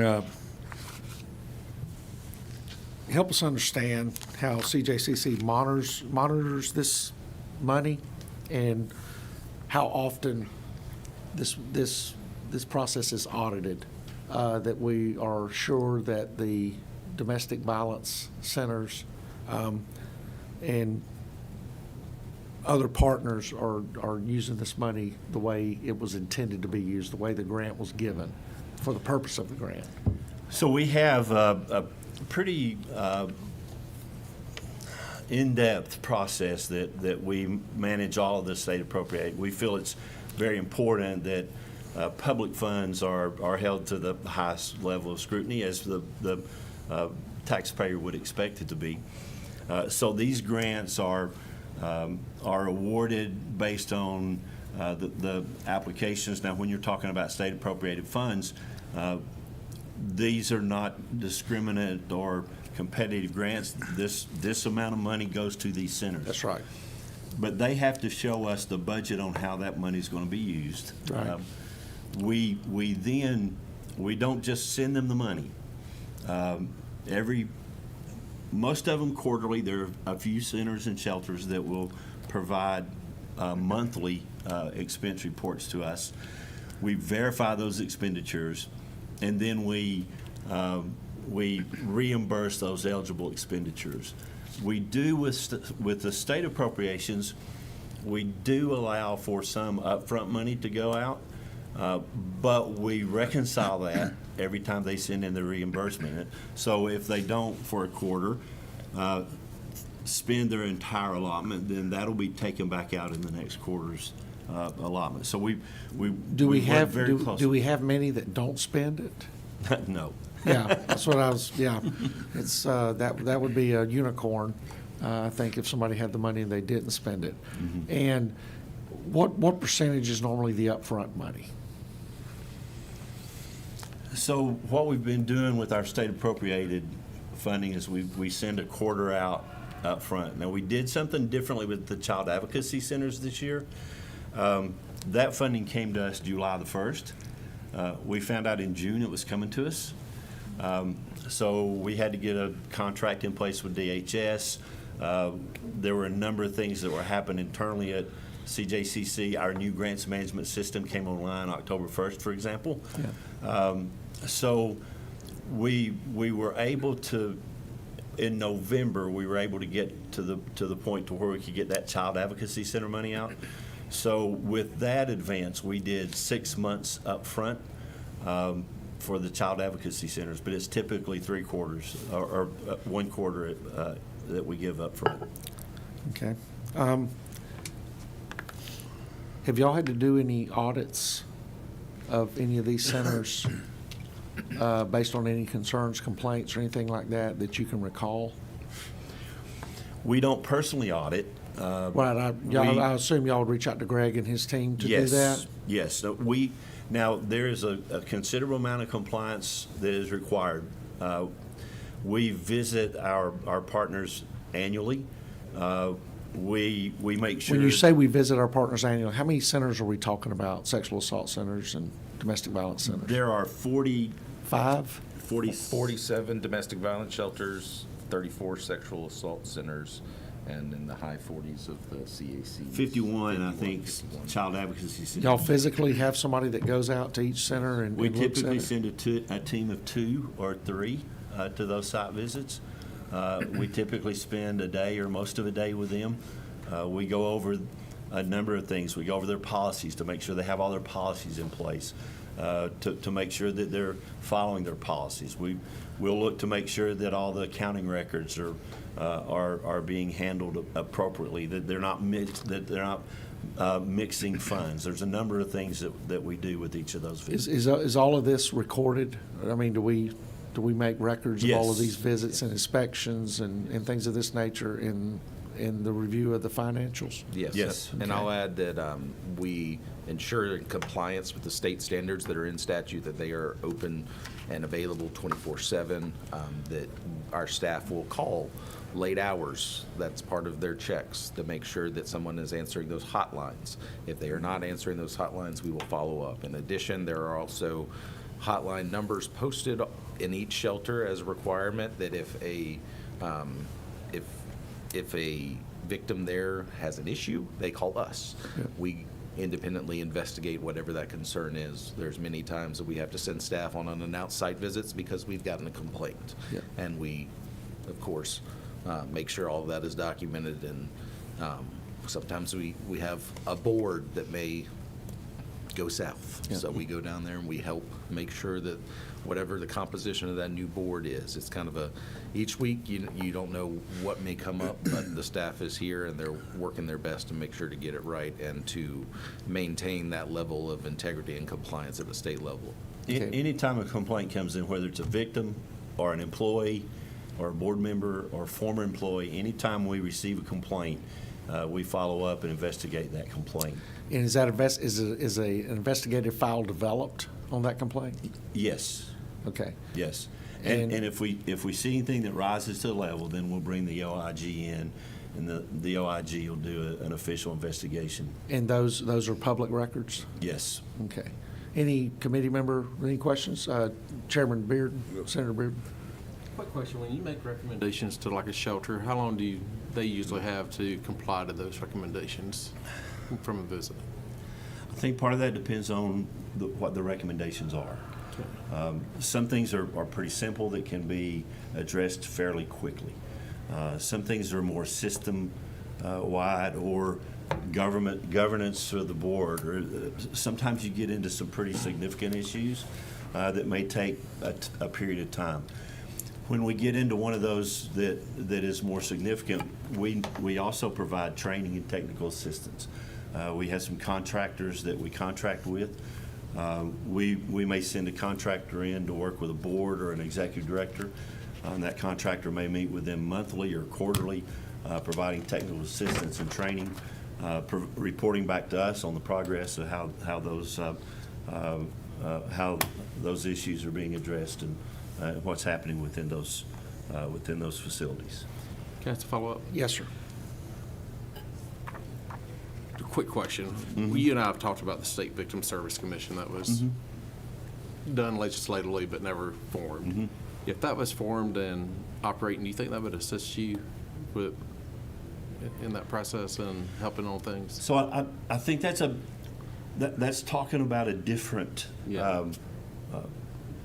because that specifically relates to the LVAP. Yeah. The local victim assistance program, which is the 5% fine that's collected on a county level, and those LVAP funds are collected on the county level, and the county commission has the responsibility to distribute those funds to the victim service providers within their county. Our agency certifies victim service providers, and we do so liberally, according to the statute. The statute tells us to do that liberally. So it doesn't take much for a victim service provider to be able to show us that they're a certified victim service provider for the purposes of LVAP. If they're certified, then they have the opportunity to go to that county commission and to request funding from that county commission. The county commission determines how that funding is utilized. Across the state, many, if not most, counties have chosen to relegate those decisions to the district attorneys, and the district attorneys determine in those counties how those funds are distributed. In the counties where that's the case, a lot of those funds stay with the district attorney to provide victim advocacy, which is constitutionally required, but had not been funded by the state up until a couple of years ago. We had been funding through VOCA those victim advocates, and then DAs were using LVAP funds to help fund that as well. What this commission was set up to do in statute back in 2004, maybe. It was to be the commission that oversaw the utilization of those LVAP funds and to kind of guide the use of those funds and the services that were to be used for. They were kind of to play the role that we play with domestic violence shelters and sexual assault centers, but that commission was never formed. Members weren't appointed, and the commission never met. And that's why I was asking you, think if it was formed, if it'd be an assistance, because I know y'all have your hands full on a lot of stuff, and would this be something that would be of assistance? From the LVAP perspective, it absolutely would. Right now, the way if I remember correctly, the way it was set up statutorily was this commission was to have those responsibilities, and it was to be supported by the Department of Audits, was where the support was supposed to come. And our responsibility simply is certifying the programs and then collecting reports. The counties and the providers that receive funds are supposed to report to us, and then we publish that report. But all we do is accept and publish. We're not involved in any way in the oversight of those LVAP funds. Okay. So this commission, in your definition, would, and I believe you're correct, would make sure that the county commission, in a consolidated government, city council, or district attorney was properly distributing the funding. And you said some DAs are giving the funding to their victim witness program. Is that to fully fund the victim witness program? Not Or to is fully it for fund it. them to distribute, for the victim witness advocate to distribute to these facilities that are designated to take care, that your agency is certified to take care of these victims? Our understanding is a lot of that money is staying with the district attorney's offices in those circuits where that is the case.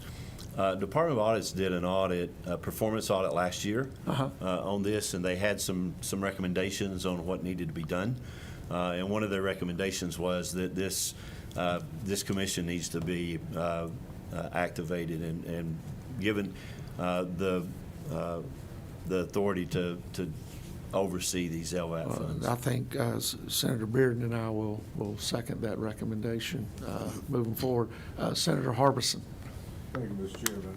Commissioner, one of the things, our delegation, when we meet, we get this question a lot about monitoring of the hotlines that you mentioned. Those hotlines are monitored 24/7, is that correct? Or should be? But we've had experiences with people telling us, at least, that they are not. Sometimes you don't have, they can call in, they don't get answers. So can you give us a little insight on that, please? I can give you some insight, and if you want to talk offline, because we don't want to call anybody out. Sure. If you want to talk offline about specific centers, we can maybe answer some more questions for you. But the standard is it should be monitored. We call on a fairly regular basis. We call all of these hotlines.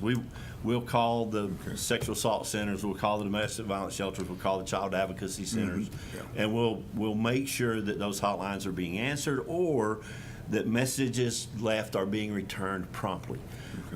If they are not, then we do act on that. Last fall was a great example of that. The adult human trafficking hotline. We made calls over a several-day period, and we were not able to get an answer. We finally got an answer. I think it was on our third or fourth day of calling. We finally got an answer, and we were told there are no adult beds in Georgia. You need to look out of state.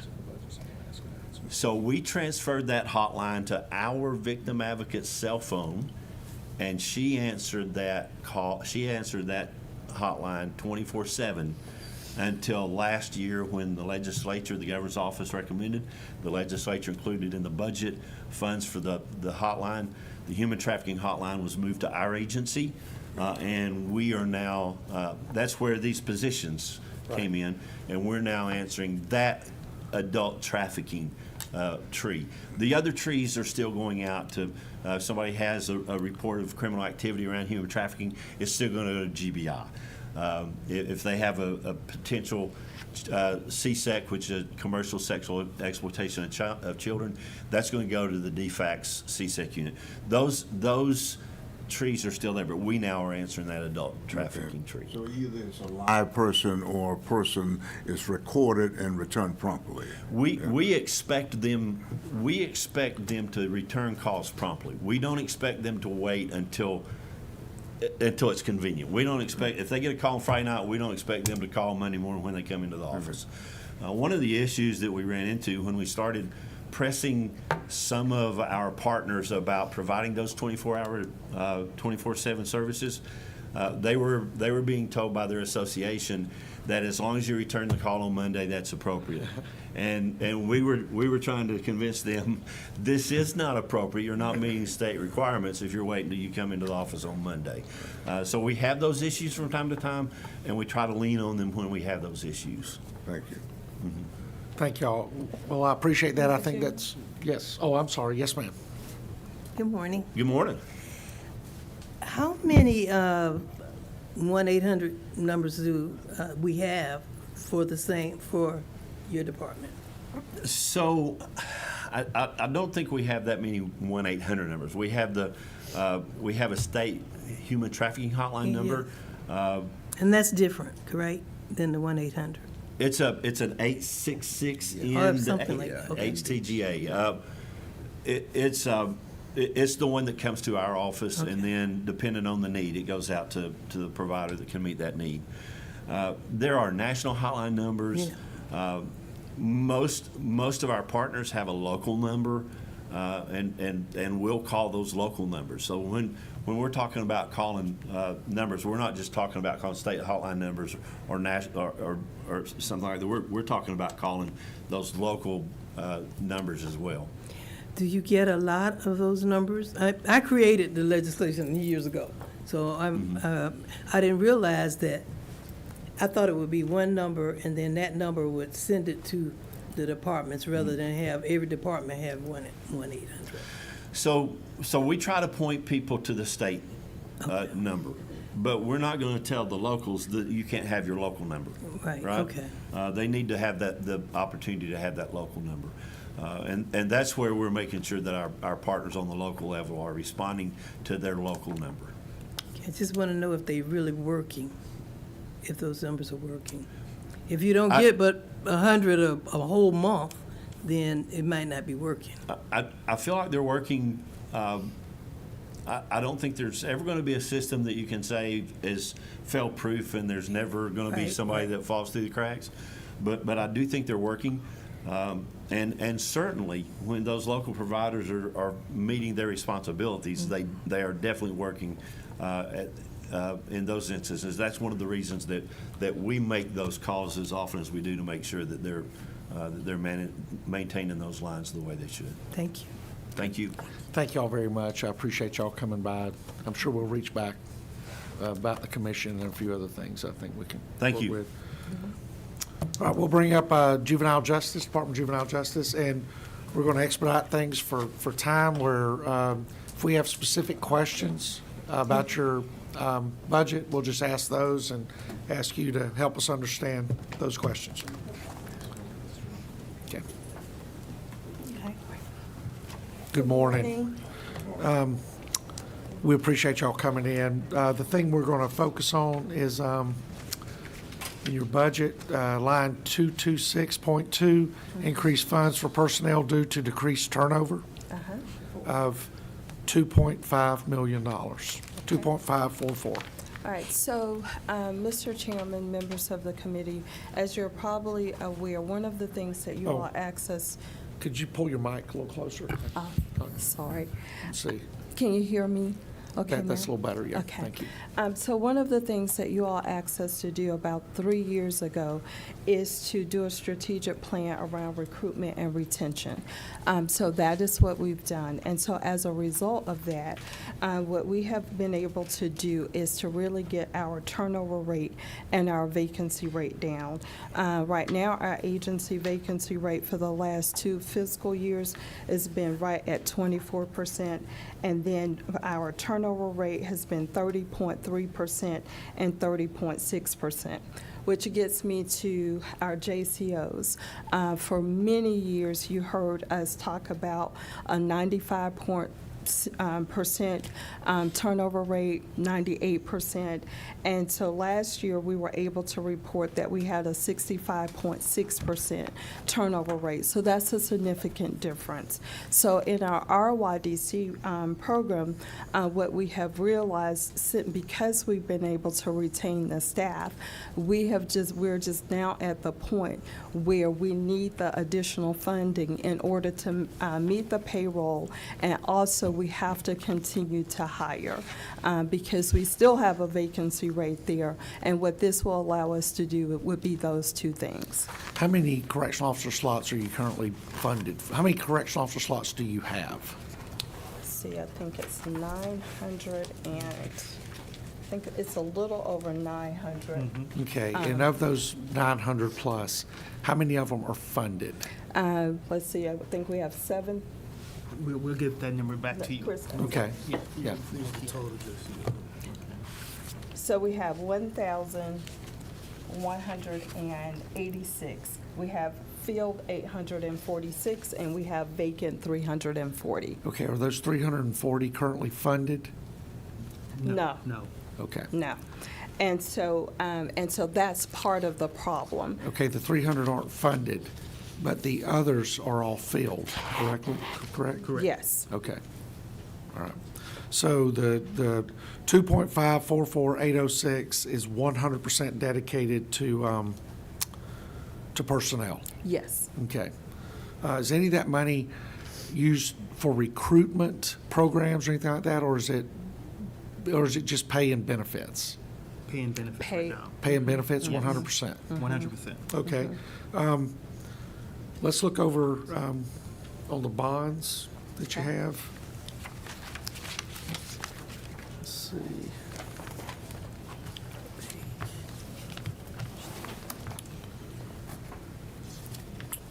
Looking at 371.21. So there we're asking for the 600,000, no, the 2-1. So there, the $2,833,800. So we have 19 RYDCs, and some of these RYDCs were constructed in the 70s.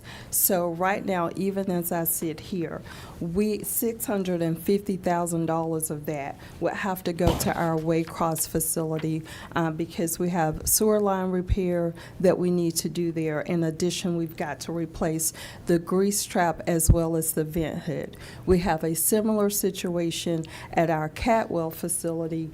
It's a newer facility, but when we received that facility from the adult system, we got enough money to gut it, but we did not have enough money to do anything with the sewer line. So as a result, we also have to do a sewer repair there. And not to mention the roofs that we've got to, we're doing some patching of some of the roofs and repairs, and just the normal wear and tear that we're seeing in trying to maintain these older facilities. Or have all these anticipated repairs, have all those been quoted? So we're in the process of getting the quotes for them, yes, sir. Okay, so where does the 2.833 number come from if we haven't got the quotes yet? So what happens is we do a preliminary where based on, so like for example, a roof replacement or a roof repair, we're doing those all the time. So we base the numbers on the last one, knowing that prices change if we don't get it done quickly, as you said earlier. So it's based on previous work that we have just recently done is what we're basing the numbers on. Okay, so we base it on the previous number. Are we doing any multiplier in anticipation of inflated costs? So our engineering team, they do work with JISFIC to do that, yes, sir. Okay.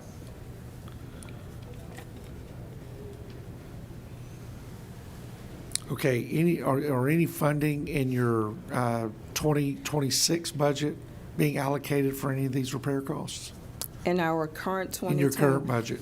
Yes. Okay, so is this 2.8 in addition to that? Yes. And how much are you currently budgeted for to address these issues In the 2026? in the current operating budget? We didn't receive any bond funds in 2026. But are you using any State money? fund. We were using state funds. I understand. Yeah. Are any of those state funds being used toward any of these? Yes. Operational, okay. Do we know what that number is? 10 million. Okay. So is our cost 12,833,800? Yeah, it's going up. And what happens to us, and I'm sure that you all get this, is that it's the unexpected things that come up. So you're trying to maintain, but we had no idea, for example, that we would have these sewer repair issues that will come up.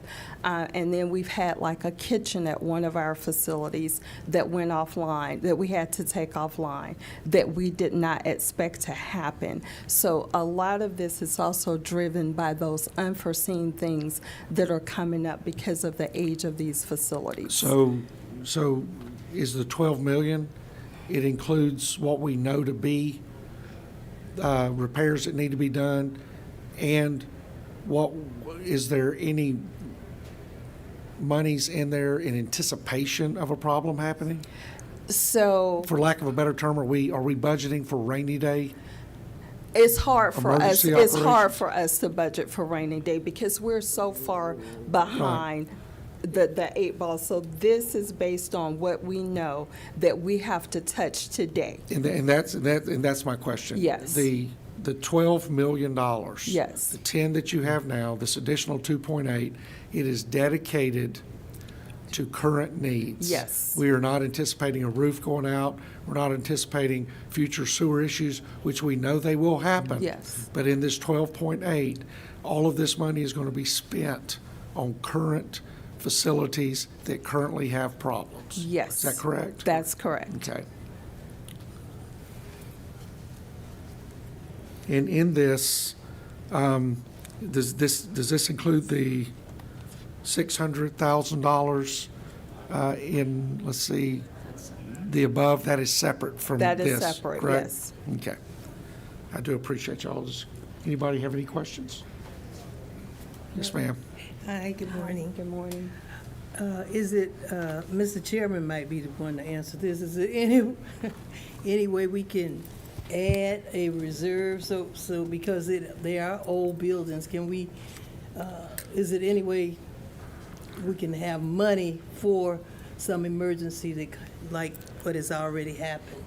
I have two concerns. One, I have two budget analysts sitting next to me, and I think they're both right-handed, so they could get up some energy and hit me. The second one would Hit be, that way. I think if we do that, or if we did that, we're setting a dangerous precedent because of the number of facilities that we own, whether it's in the prison system, the juvenile justice system, and many other places, that everybody would come in with anticipated. It's hard. They be coming in with hypotheticals, and so I'm not sure that would be fiscally responsible if we did that. But I do share your concern about that, especially in these aged facilities. That's what I was Yes, ma'am. about to say, But because it's we do have a aged. process where, when these emergencies do happen, we can respond. The state can respond to get them taken care of. That won't come out of their regular budget then? The state responding? Correct. That's the way it should be, yes, ma'am. And I can double check that and get that to you, but Please yes, do. ma'am. We certainly wouldn't want to take personnel funds and move over to operations I in an understand. attempt to do something like that, but yes, ma'am. Okay, thank you. Thank y'all very much. I appreciate y'all. Thank you for what you do. Georgia Firefighters Standard and Training Council. Ma'am? Yes, I heard that. Yeah. Thank you, Mr. Chairman, committee members. With your analyst next to you, sir, this may actually take less time than you thought it would. Well, listen, I've worked with a lot of firefighters in my career, and you guys tend to take longer than I think's necessary. But I'll go ahead and let you give it a shot. Sometimes we do, but in your vernacular of crayon and ink. Yes, sir. I certainly read and write in crayon a whole lot better than ink, and I think There you in go. trying to understand the ink side, I will tell you that it looks to me like my request so far has been met in crayon. Yeah, well, no, on the House side. It's really simple. I think the governor did not allocate $60,000 Right. on this line item. The House did. Yes, sir. I'm always intrigued by round numbers. Right. And I agree with that. And the reason for the round numbers, and I have a sheet with me today. Yes, sir. That I was able to get yesterday, but it is frankly from the last time we purchased a vehicle. So it constituted me to use a round number. Right. To give you something to go on. And because. And I want to ask you real quick, Yes, sir. sir. The last time, is this a budget where you requested a round number and you received a round number? No, sir. Or is it exactly what the vehicle costs? This is exactly what the vehicle and the computers cost the last time we purchased them. And that was a sole source? You bought it through state contract? Yes, sir. Okay. And in the state contract, on what you have there, Yes, what was sir. the cost of the vehicle? $37,500. Okay. And So you see what I'm saying? Yes, sir. $37,500 as opposed to $40,000, $50,000. So I agree. What's your anticipated cost of the vehicle that's needed now? We put out a quote Monday. Yes, sir. And as far as I know, and I haven't checked this morning since I got here, but as me coming here this morning, I did not have a quote in our office yet So for the I'm not- computers and for the car. And I'm not speaking ill of my friends across the hall. They are my friends. Right. And I give them a hard time as I do everybody. So this $60,000 was allocated in anticipation. Yes, sir.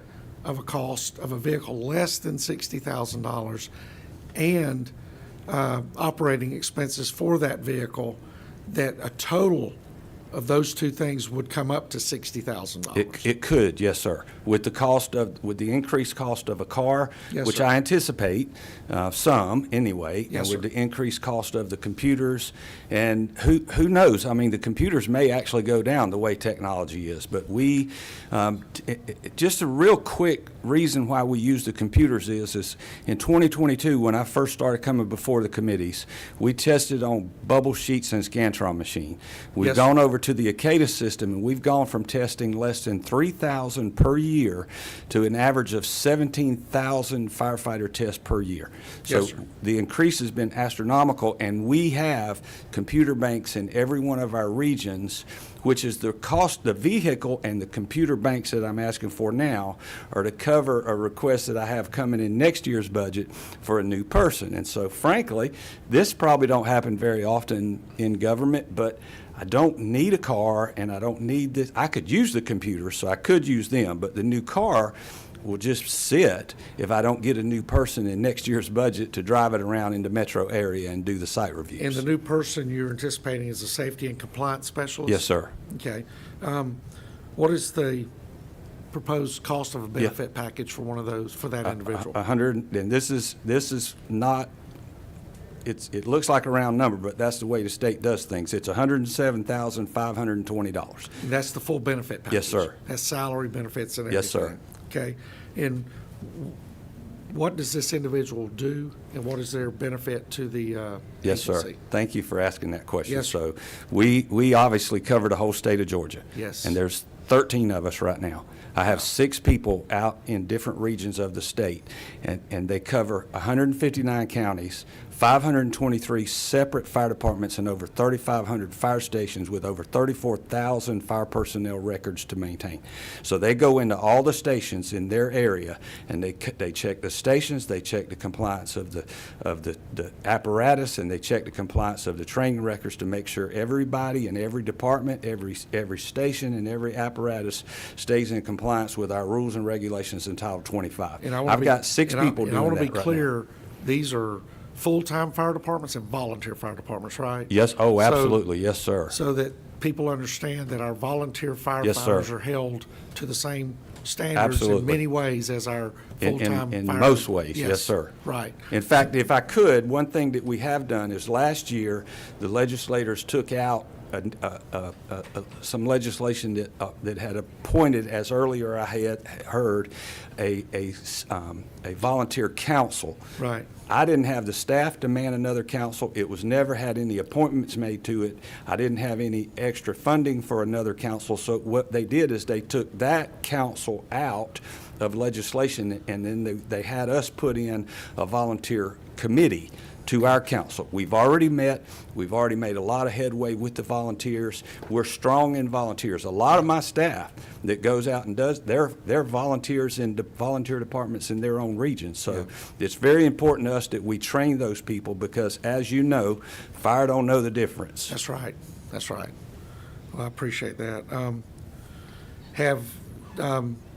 You talked about having the vehicle and not having the person. Yes, sir.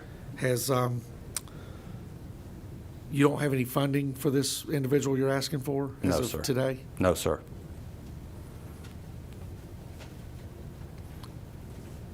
Not unless Jennifer knows some funding that I don't know about, sir. Well, I will promise you, if anybody knows, Jennifer and Virginia know. Absolutely. So we're buying equipment for something, like you said, that we may not Yes, sir. ever know. Yes, sir. Right. Okay. Now, in my sheets that I had to fill out, I'm very clear, and I told the House yesterday that I'm not a good salesman on this when it comes to this point. Well, The question is asked, I think what you're- will we you're very do? honest. You're What very will we honest. I do if we appreciate that. don't get an extra person? We will keep doing what we're doing. Right. But quite frankly, my people are running ragged. Well, I can tell you, in the county I live in, I have 10 volunteer fire departments. Yes, sir. They're all 10 separate 501c3s. Yes, sir. And all 10 of them do exceptional jobs. Yes, sir. Absolutely. And the vehicle I drove had a blue light on it, not a red light on it, so I Right. knew what my role was. Yes, sir. So I really appreciate what you guys do, and I do understand that the vast majority of firefighters in the United States are volunteer Yes, sir. firefighters. And I appreciate the job that the people you serve do and then the job you do. We'll look at the equipment request. Yes, sir. I still have some concerns that we're buying equipment in anticipation Yes, sir. of this, because this process is long and bloody. Right. And so, And frankly, I didn't anticipate it either. Yes, sir. In fact, when I saw it on the House sheet, I was a little bit flabbergasted because I did not expect to get it. sir, you would be shocked at how many times we were flabbergasted by what the House does. I understand. Yes. I have a nephew-in-law on the House side that writes in crayon, so There as a you go. firefighter and as There you his go. uncle-in-law, Well- I understand that very well. Well, I appreciate you, Chief, and you have a good day. Yes, sir. And hopefully we'll have some good news for you. Yes, sir. Thank you very much. Can I Thank make you. a comment on the If you want to come up, This is my ma'am. IT business analyst, by the way. Okay. She does, So we'll leave you with the figures. Yes, from ma'am. What we came up with based on the numbers, but you said the hiring process was a long and bloody process? No, ma'am, the It's- budgeting process. Oh, okay. I thought you were talking about the hiring process, ma'am. because we have people that, are actually knocking our doors down to come work for us. Oh, no. They thoroughly Yeah. enjoy what we do now, so. No, and again, I have two very skilled individuals sitting to my right, and there's four budgets that come through here. The governor presents his, the House presents theirs, the Senate presents theirs, and then the thing that comes out at the end that the governor signs. Yes, sir. And so the process has to be very, very accurate, very detailed, and there's a way things have to fall. Yes, sir. And we do not, because none of this money belongs to us, we have to do it the correct way. Yes, sir. And we never put the cart ahead of the horse. And it's one of those situations, not of y'all's doing. Right. It's obvious how it happened. And I appreciate the enthusiasm from across the hall, but we still have to do things a certain way. Yes, sir. But I do. and I appreciate assure you, as soon as I get the exact quotes of what we've put out for now. Yes, sir. I will pass them on to Jennifer and Thank you get so those much. to you. I Yes, do sir. appreciate Thank y'all that. for Thank your y'all. time. Thank y'all. I'm gonna hand these and pass them, or Department of Public Safety.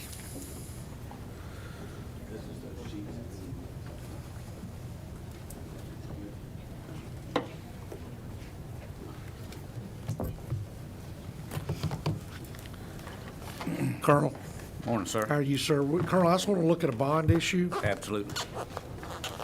and you've probably answered these questions 15 times.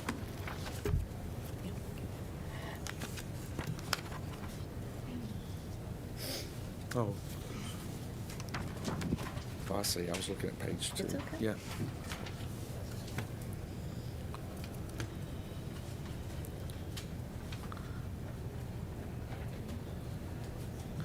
Vehicles.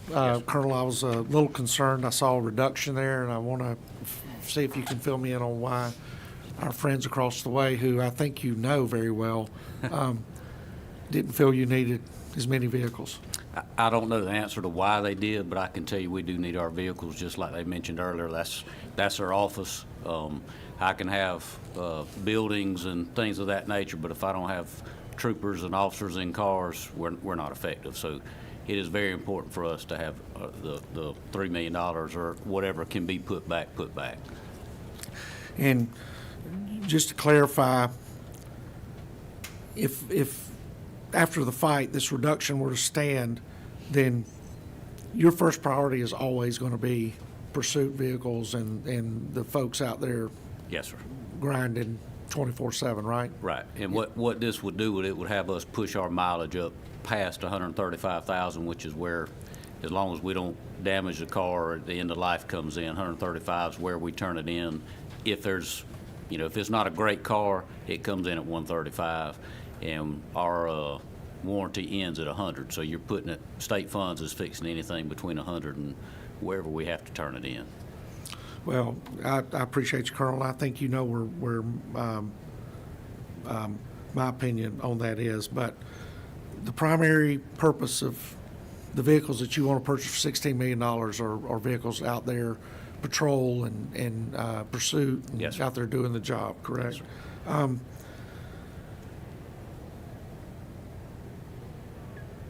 And the next thing, we'll look at 371.25. It's the K-9 training facility. Yes, sir. And I think in our profession, we've always been open to other agencies and all this other kind of stuff. And I know in anticipation of this, and I'm not sure where the idea of it came from, is it needed? Yes, sir. And I'm asking rhetorical. I Right. appreciate it. Right. And could you tell us what the purpose of it is? Absolutely. So essentially what we have now, our K-9 program has exploded. We've gone 52 dogs within our department, and that is in the State Patrol side and CVE side, and then up here at the Capitol. And so what we would do with that building, they're in essentially a repurposed garage right now. It's just an open space, no office space, anything like that. And what we would do with that would not be the green initial training. We would still have to send that off to the experts that train the dog and bring And where do y'all contract that training out at? Alabama. Redstone? Is Alabama K-9? Is that the one at Redstone, I think, or? I don't Sure know. where the Yeah. location Yeah, is. but it's I know. Alabama. So we would still do that. This building would be used for the recertification training every year, the ongoing in-service training, and bringing the folks in the outside. That they would only do that when there's space available. It's at no cost to DPS. There's nothing that they would use. If they house their dog there, they bring their food, any medicine, any of that. And The it's just only cost to us would be our utilities and things Right. that would be, water. right. Right, and, but on the other side of that, when we do have events that we get overwhelmed, like if we have a bomb threat here, those are the people that come help us clear the building. Yes, sir. So- You talking about our support agencies? Or Yes, you sir. talking about, okay. Yes, sir, like Georgia Yes. Tech, those people that train with us around here, that's a small knit group. And looking at that number, and I understand a lot of that's going to be construction costs Yes. and design, where are we at in the process right now? We are very new in it, and what we would do is engage Just Fit with it. They have people to help with the design process. We have kind of a layout of what we would like to see in that building, but it is very new in the process, so we have ideas, and that's about it. Do we have any surrounding states that run anything comparable to that? Not that I know of. I know there's a private company in Texas that we've talked to that does something like that, but I don't know of a state that does it. I'm sure they got K-9 buildings, but Right. And do we know if there's a national or regional certification type group that comes in and says to run, to do it right, it has to be this way? And I'm not No. talking about the Humane Society. I mean, because K-9, public safety K-9 is really different Absolutely. from other programs. I do not know of any that is a national or even a regional certification that says this has to be in a building. Okay. Because we would not pass right now if that was the case, I would Well, say. when you said repurposed garage, that's where my mind went, because these animals become family members Yes. to the handlers. And it's a very unique relationship. We use them as, you know, in our line of work. But, and the commercial vehicle side, real quick, they use them primarily on vehicle inspections Yes, sir. and traffic stops related to Commercial vehicles. observed equipment Yes. issues and things of that And nature. they actually get a grant through the MixApp grant. Yes, So sir. it is dedicated to 100% commercial vehicle use. In this facility, of course, since they Yes, are sir. with you, would be available to that group. Absolutely. And I want to tell you, I appreciate where our state ranks when it comes to commercial vehicle crashes. And I realize that your commercial vehicle team is lesser than other states, but actually outperform those other states. And that does not go unnoticed. These men and women don't get recognized, I feel, the way they should, of keeping our highways and interstates safe. And I really appreciate the professionalism that you have brought to that unit. And- Well, it's not me. well, you show me a good leader and I'll show you a good agency. So, and you show me a bad leader and I'll show you a bad agency. So you have to take some of the blame. Yeah. But they do it, when we go to conferences, it is obvious that our commercial vehicle side is either at the top or very close to the top in every category. Well, I drive 100 miles coming up here, and I know my friend does too, and we appreciate the fact we're doing it on a safe road because of your people out there taking care of us. Sir? Did you say 70? Yeah. May I ask a question, Mr. Chairman? Yes. Thank you. Colonel, one thing I believe earlier you mentioned that your target was 1,000 troopers. Yes, sir. And you're somewhere in the area of 800 now. Where are we with recruitment in that regard? We have 869 as the end of January, which is a good number. We have 30 in the 120th, I think that's right, that are in field training. And then we have 44 that's in the school end now. It's fairly early, but they have really passed all the major That's good. milestones that they fail at, and there's 44 in that. So we have 74 in the pipeline to add to the 869. Awesome. That's great. I just want to commend you for that. And you tell your dad that I said that so he won't get at me again, okay? We have more troopers than he did. That's nice. Thank you. Colonel, the House went in and put some money in there that the governor did not, dealing with some design and construction in Emmanuel County and in Ware County. Yes. Could you explain to us the necessity for that funding? Okay, in Emmanuel County, the original post, we did get funding for the post in amended fiscal year 25 for $2.5 million. The extra money would go to adding a emergency repair shop, which we currently rent a place now that we spend $26,000 a year leasing in Statesboro, so we would come in and spend that money and essentially would do away with that lease.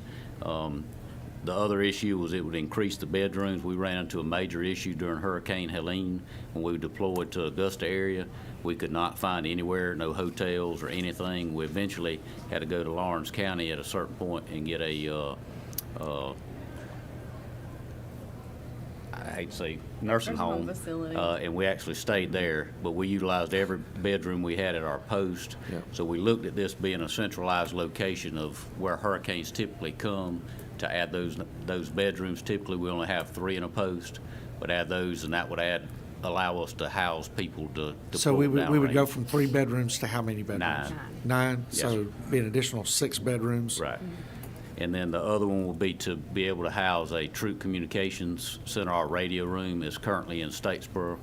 Is this the Ware County? No, sir, this expansion? is still Emmanuel. You're still, okay. Yes, sir. And that would, we currently have a radio room in Statesboro, and this would it would be able to upgrade it. And Do you anticipate this being the model as we move forward? No, sir. That when we do that, we have to anticipate these additional spaces? Or No, sir. is it, we built something and now we found issues that we did not anticipate? With No, the sir. initial, the 2.5 came out originally, correct? That's correct. And so I understand the additional bedrooms based on where hurricanes and inclement weather issues come through there. But the shop, how many of your facilities have emergency repair shops? Or Right now, we have here at headquarters, we have one in Tifton and we have one in Statesboro. Okay. That's it. And what that allows us to do is if they have a computer problem or a blue light problem, Right. they don't have to drive all the way to headquarters to get a light fixed or a computer fixed. So we don't have many, and this would move it from Statesboro to cut out the lease. so you're going from 1 to 3? We have 3 now. Okay. And it would not increase at all. Okay. Because the one in Statesboro will go away. Oh, okay. All right. And then the Waycross is that's the traditional post. And you were allocated how much for that? None so far. We Okay. had $250,000 to help with sewer issues in Waycross, which you just heard from DJJ that Yes, sir. apparently there's issues there. We have not had to spend that. We've got it fixed without having to spend the money. But it is a 1964, I believe, is the building. That's not that old. No. I mean, when I look at my driver's license, I don't think that's that Yeah, old. but that's what that's for, and that would be the 2.7 is the traditional post that we would build elsewhere. So the one in Emmanuel County is a one-time. The one in Manning County we're enhancing. Yes, sir. And Well, this it one- hadn't been built yet. No, I understand, but you're enhancing the original plan, Right. Yes, sir. taking it from the original 2.5 with an additional 2.7 to do the enhancements. Right, yes. And then in Waycross Is the original. we're building a new one. Yes, sir. Yeah. Yep. And we are building using essentially the same plan for all of our posts. Which makes it a whole lot easier when it comes to design Yes, costs sir. and everything moving forward. sir. So Absolutely. we're not reinventing the wheel every time we have to put a new post up. I think continuity is a wise thing. Any committee members with a question or concern? Thank you. All right. Thank y'all. Colonel, thank y'all very much. I Thank y'all very appreciate much. Thank you. you. And Jib Stick.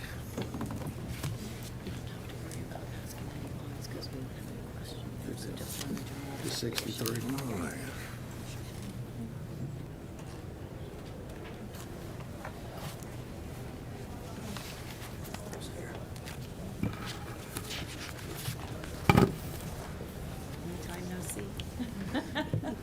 Musical chairs. Yes. Well, good morning, Mr. Chairman, committee members. How you doing, Director? I'm doing fantastic. How about you? I'm doing good, brother. Good. What I'm looking at is line 270.7. Increased funds for simulated firearms training. Yes, sir. So, And as everybody else, it catches me because this was not part of the governor's budget. That's correct. Just curious as to, so we've got 2 of those, and I'm sure you'll ask me about the second one as well, which is 270.8. So I don't know if you caught that one, so I'll throw that out there also. So these items we did not ask for, but we do understand them after having conversation with the House on why they put them in. So we've had those conversations. We do support them, so we're in the position as some of the others that we're going to ask for supplies with anticipated positions later on. That's what this is going to get at. So Right. again, there was not some conversations in a timely manner, so this was kind of after the fact. So Yes, sir. the it would be for 3 simulators that are the new augmented reality simulators. yes, sir. So that would help us in use of force de-escalation and school safety. What those simulators are is we can go into current buildings, and in a short period of time, we can scan those buildings, and you can drop avatars, which are computer-generated individuals that we can put in those schools and practice active shooter training. So we can do that at schools, courthouses, any building you want. So those units would be mobile. So to do that These mobile. 3 would be mobile? Yes, these 3 would be mobile. So we've currently got a use of force team that y'all funded maybe 3 years ago that travel around the state. So these 3 simulators would go with that team, and there's a north, central, and a south team.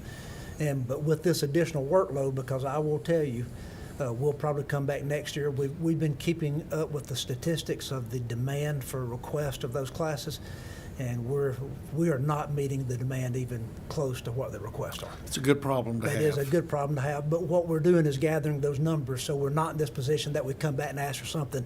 We've got the data to back up what we're asking for. So Yes, this request would help us kind of expedite that future request to help that use of force section and get some training out in the field.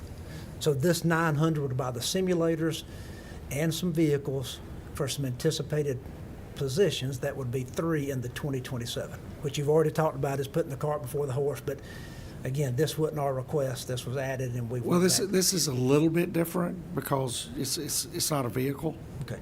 And I mean, this is training equipment, and I'm assuming when you're talking about that, you're going to need additional personnel. That is correct. To help man this, and this personnel would have to be trained on this equipment. That is correct, yes, sir. And does this equipment supplant any current, maybe outdated technology that you're using already? It does. So we've got one of these systems that we keep on the main campus. and Just like use that- this? Just like this, Okay. yes, sir. But it's just not mobile, and that's where I think the word got out of people asking about this equipment that we're using in campus and why we're not able to take it around the state from some police chiefs and sheriffs. So I think there was some inquiry about this equipment and us being able to use it on a broader range throughout the state. Right. Does an avatar respond to force? It does.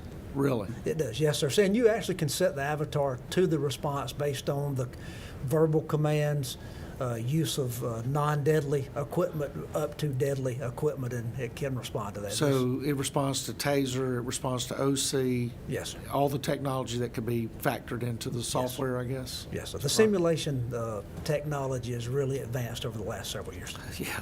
Yeah, from when I was there. Man, I'm old. You said that, sir, I did. Yeah. Hey, absolutely. Okay, on 270.8. So my understanding for this one as well, as you know as well as I do, back when me and you were young recruits, the hearing protection that we were provided, if we were provided any at all, was not adequate. And what we've seen is a substantial amount of disability requirements throughout the state for hearing loss.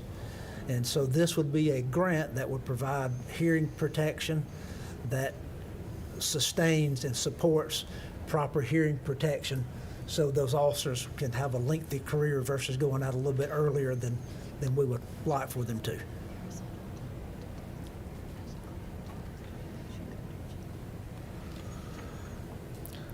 How would you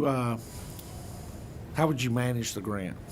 So we would create some training, of course, because we're not going to just manage the grant, hand stuff out on an application process. So the requirement would be you would come to a training and have a better understanding of what you and your agency could do to provide better protection to your individual officers or deputies throughout the state. And then with that, those individuals that attended the training would receive the hearing protection. Okay. Kind of like we'd done a couple of years ago with the breaching equipment with school safety.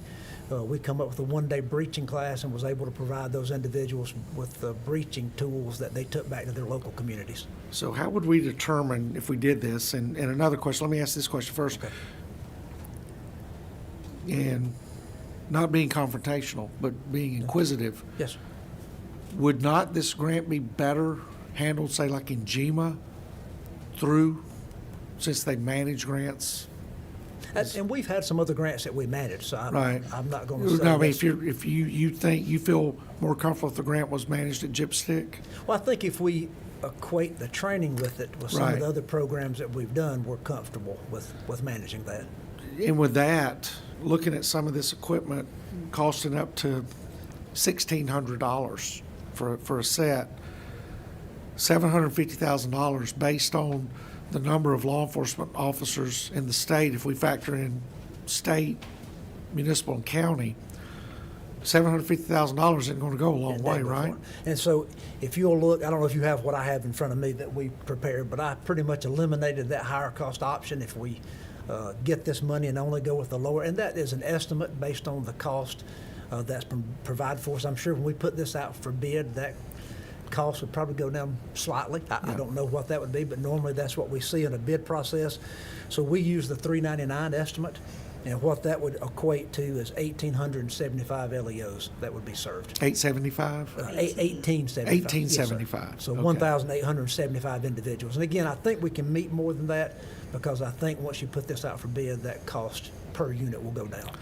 And have you looked at any technology? So we currently have a couple of different ones at the center that our firearms instructors use, and I'm not going to endorse any one at this time, Right. because we've tried all of them, but I think it would be open to how we spec the bid process and who's got the. So I think there's plenty of opportunities. Yes, It's not sir. a sole source type thing. It is not a sole Yeah, source, no, yeah. sir. And I do appreciate the thought. I've got a lot of my buddies that now have hidden hearing aids and everything else, everything from just basic patrol to flashbangs and firearms and everything else. So I appreciate the wear and tear on the human body on the men and women that do the job. But what's unique about these as well, it's not just noise canceling, it also, if you have a conversation, you and I can hear each other. Where with the old sets, that it not only muffled the firearms, but it muffled maybe important conversation between the two of us. When I retired, I had a pair. I could hear the truck driving down the road and what radio station they had it on, but I couldn't hear my weapon as I was training. And I was blown away by the technology of how they could separate the noises and keep me from getting run over while at the same time not destroy my hearing with my firearm. And so, in the Bluetooth, I think is a pretty common technology today. It is. And so I guess that would be the part for communication and integration into the systems. Yes, sir. Okay. And there's different, like I said, there's different models. So there's over the ear, there's in the ear. So there's a lot of different models that today I can't tell you what we're going to spec out and build, because we'll do a little bit of research on that before, if this passes. And jumping back to the use of force simulators, do they simulate the true sound? Yes, sir. They're pretty realistic, and the different weapons use air actuators, so you're actually getting a little bit of feedback on that. You're getting as well. recoil and you're getting sound? Yes, sir. So, okay, so as much real world as we can possibly integrate Yes, sir. into it? Okay. Yes, ma'am? Okay. Anything else, Director, we can help you with today? Or? Well, I'm just glad all the other stuff on the front end was good. Or is it at least good to this point? Yeah. No, I think you know. I appreciate y'all. Yes, sir. Y'all have a great day, and you did a good job. Thank you, sir. I don't know what he told you were going to have to do, but you did a great job. Well, you never know what these questions are, where they're going to go. So, No, that's what you, don't ever come along. I warned them before we walked up here. Did you? Yes, sir. So y'all be careful. You don't know what he's going to ask. That's right. Well, I'm thank you all again very I'm much. just glad you got a haircut. Yes, sir. Thank you. Y'all have a great day. Thank you. Thank the committee for being here today. Thank the budget office. Thank all the support staff. And this meeting is adjourned.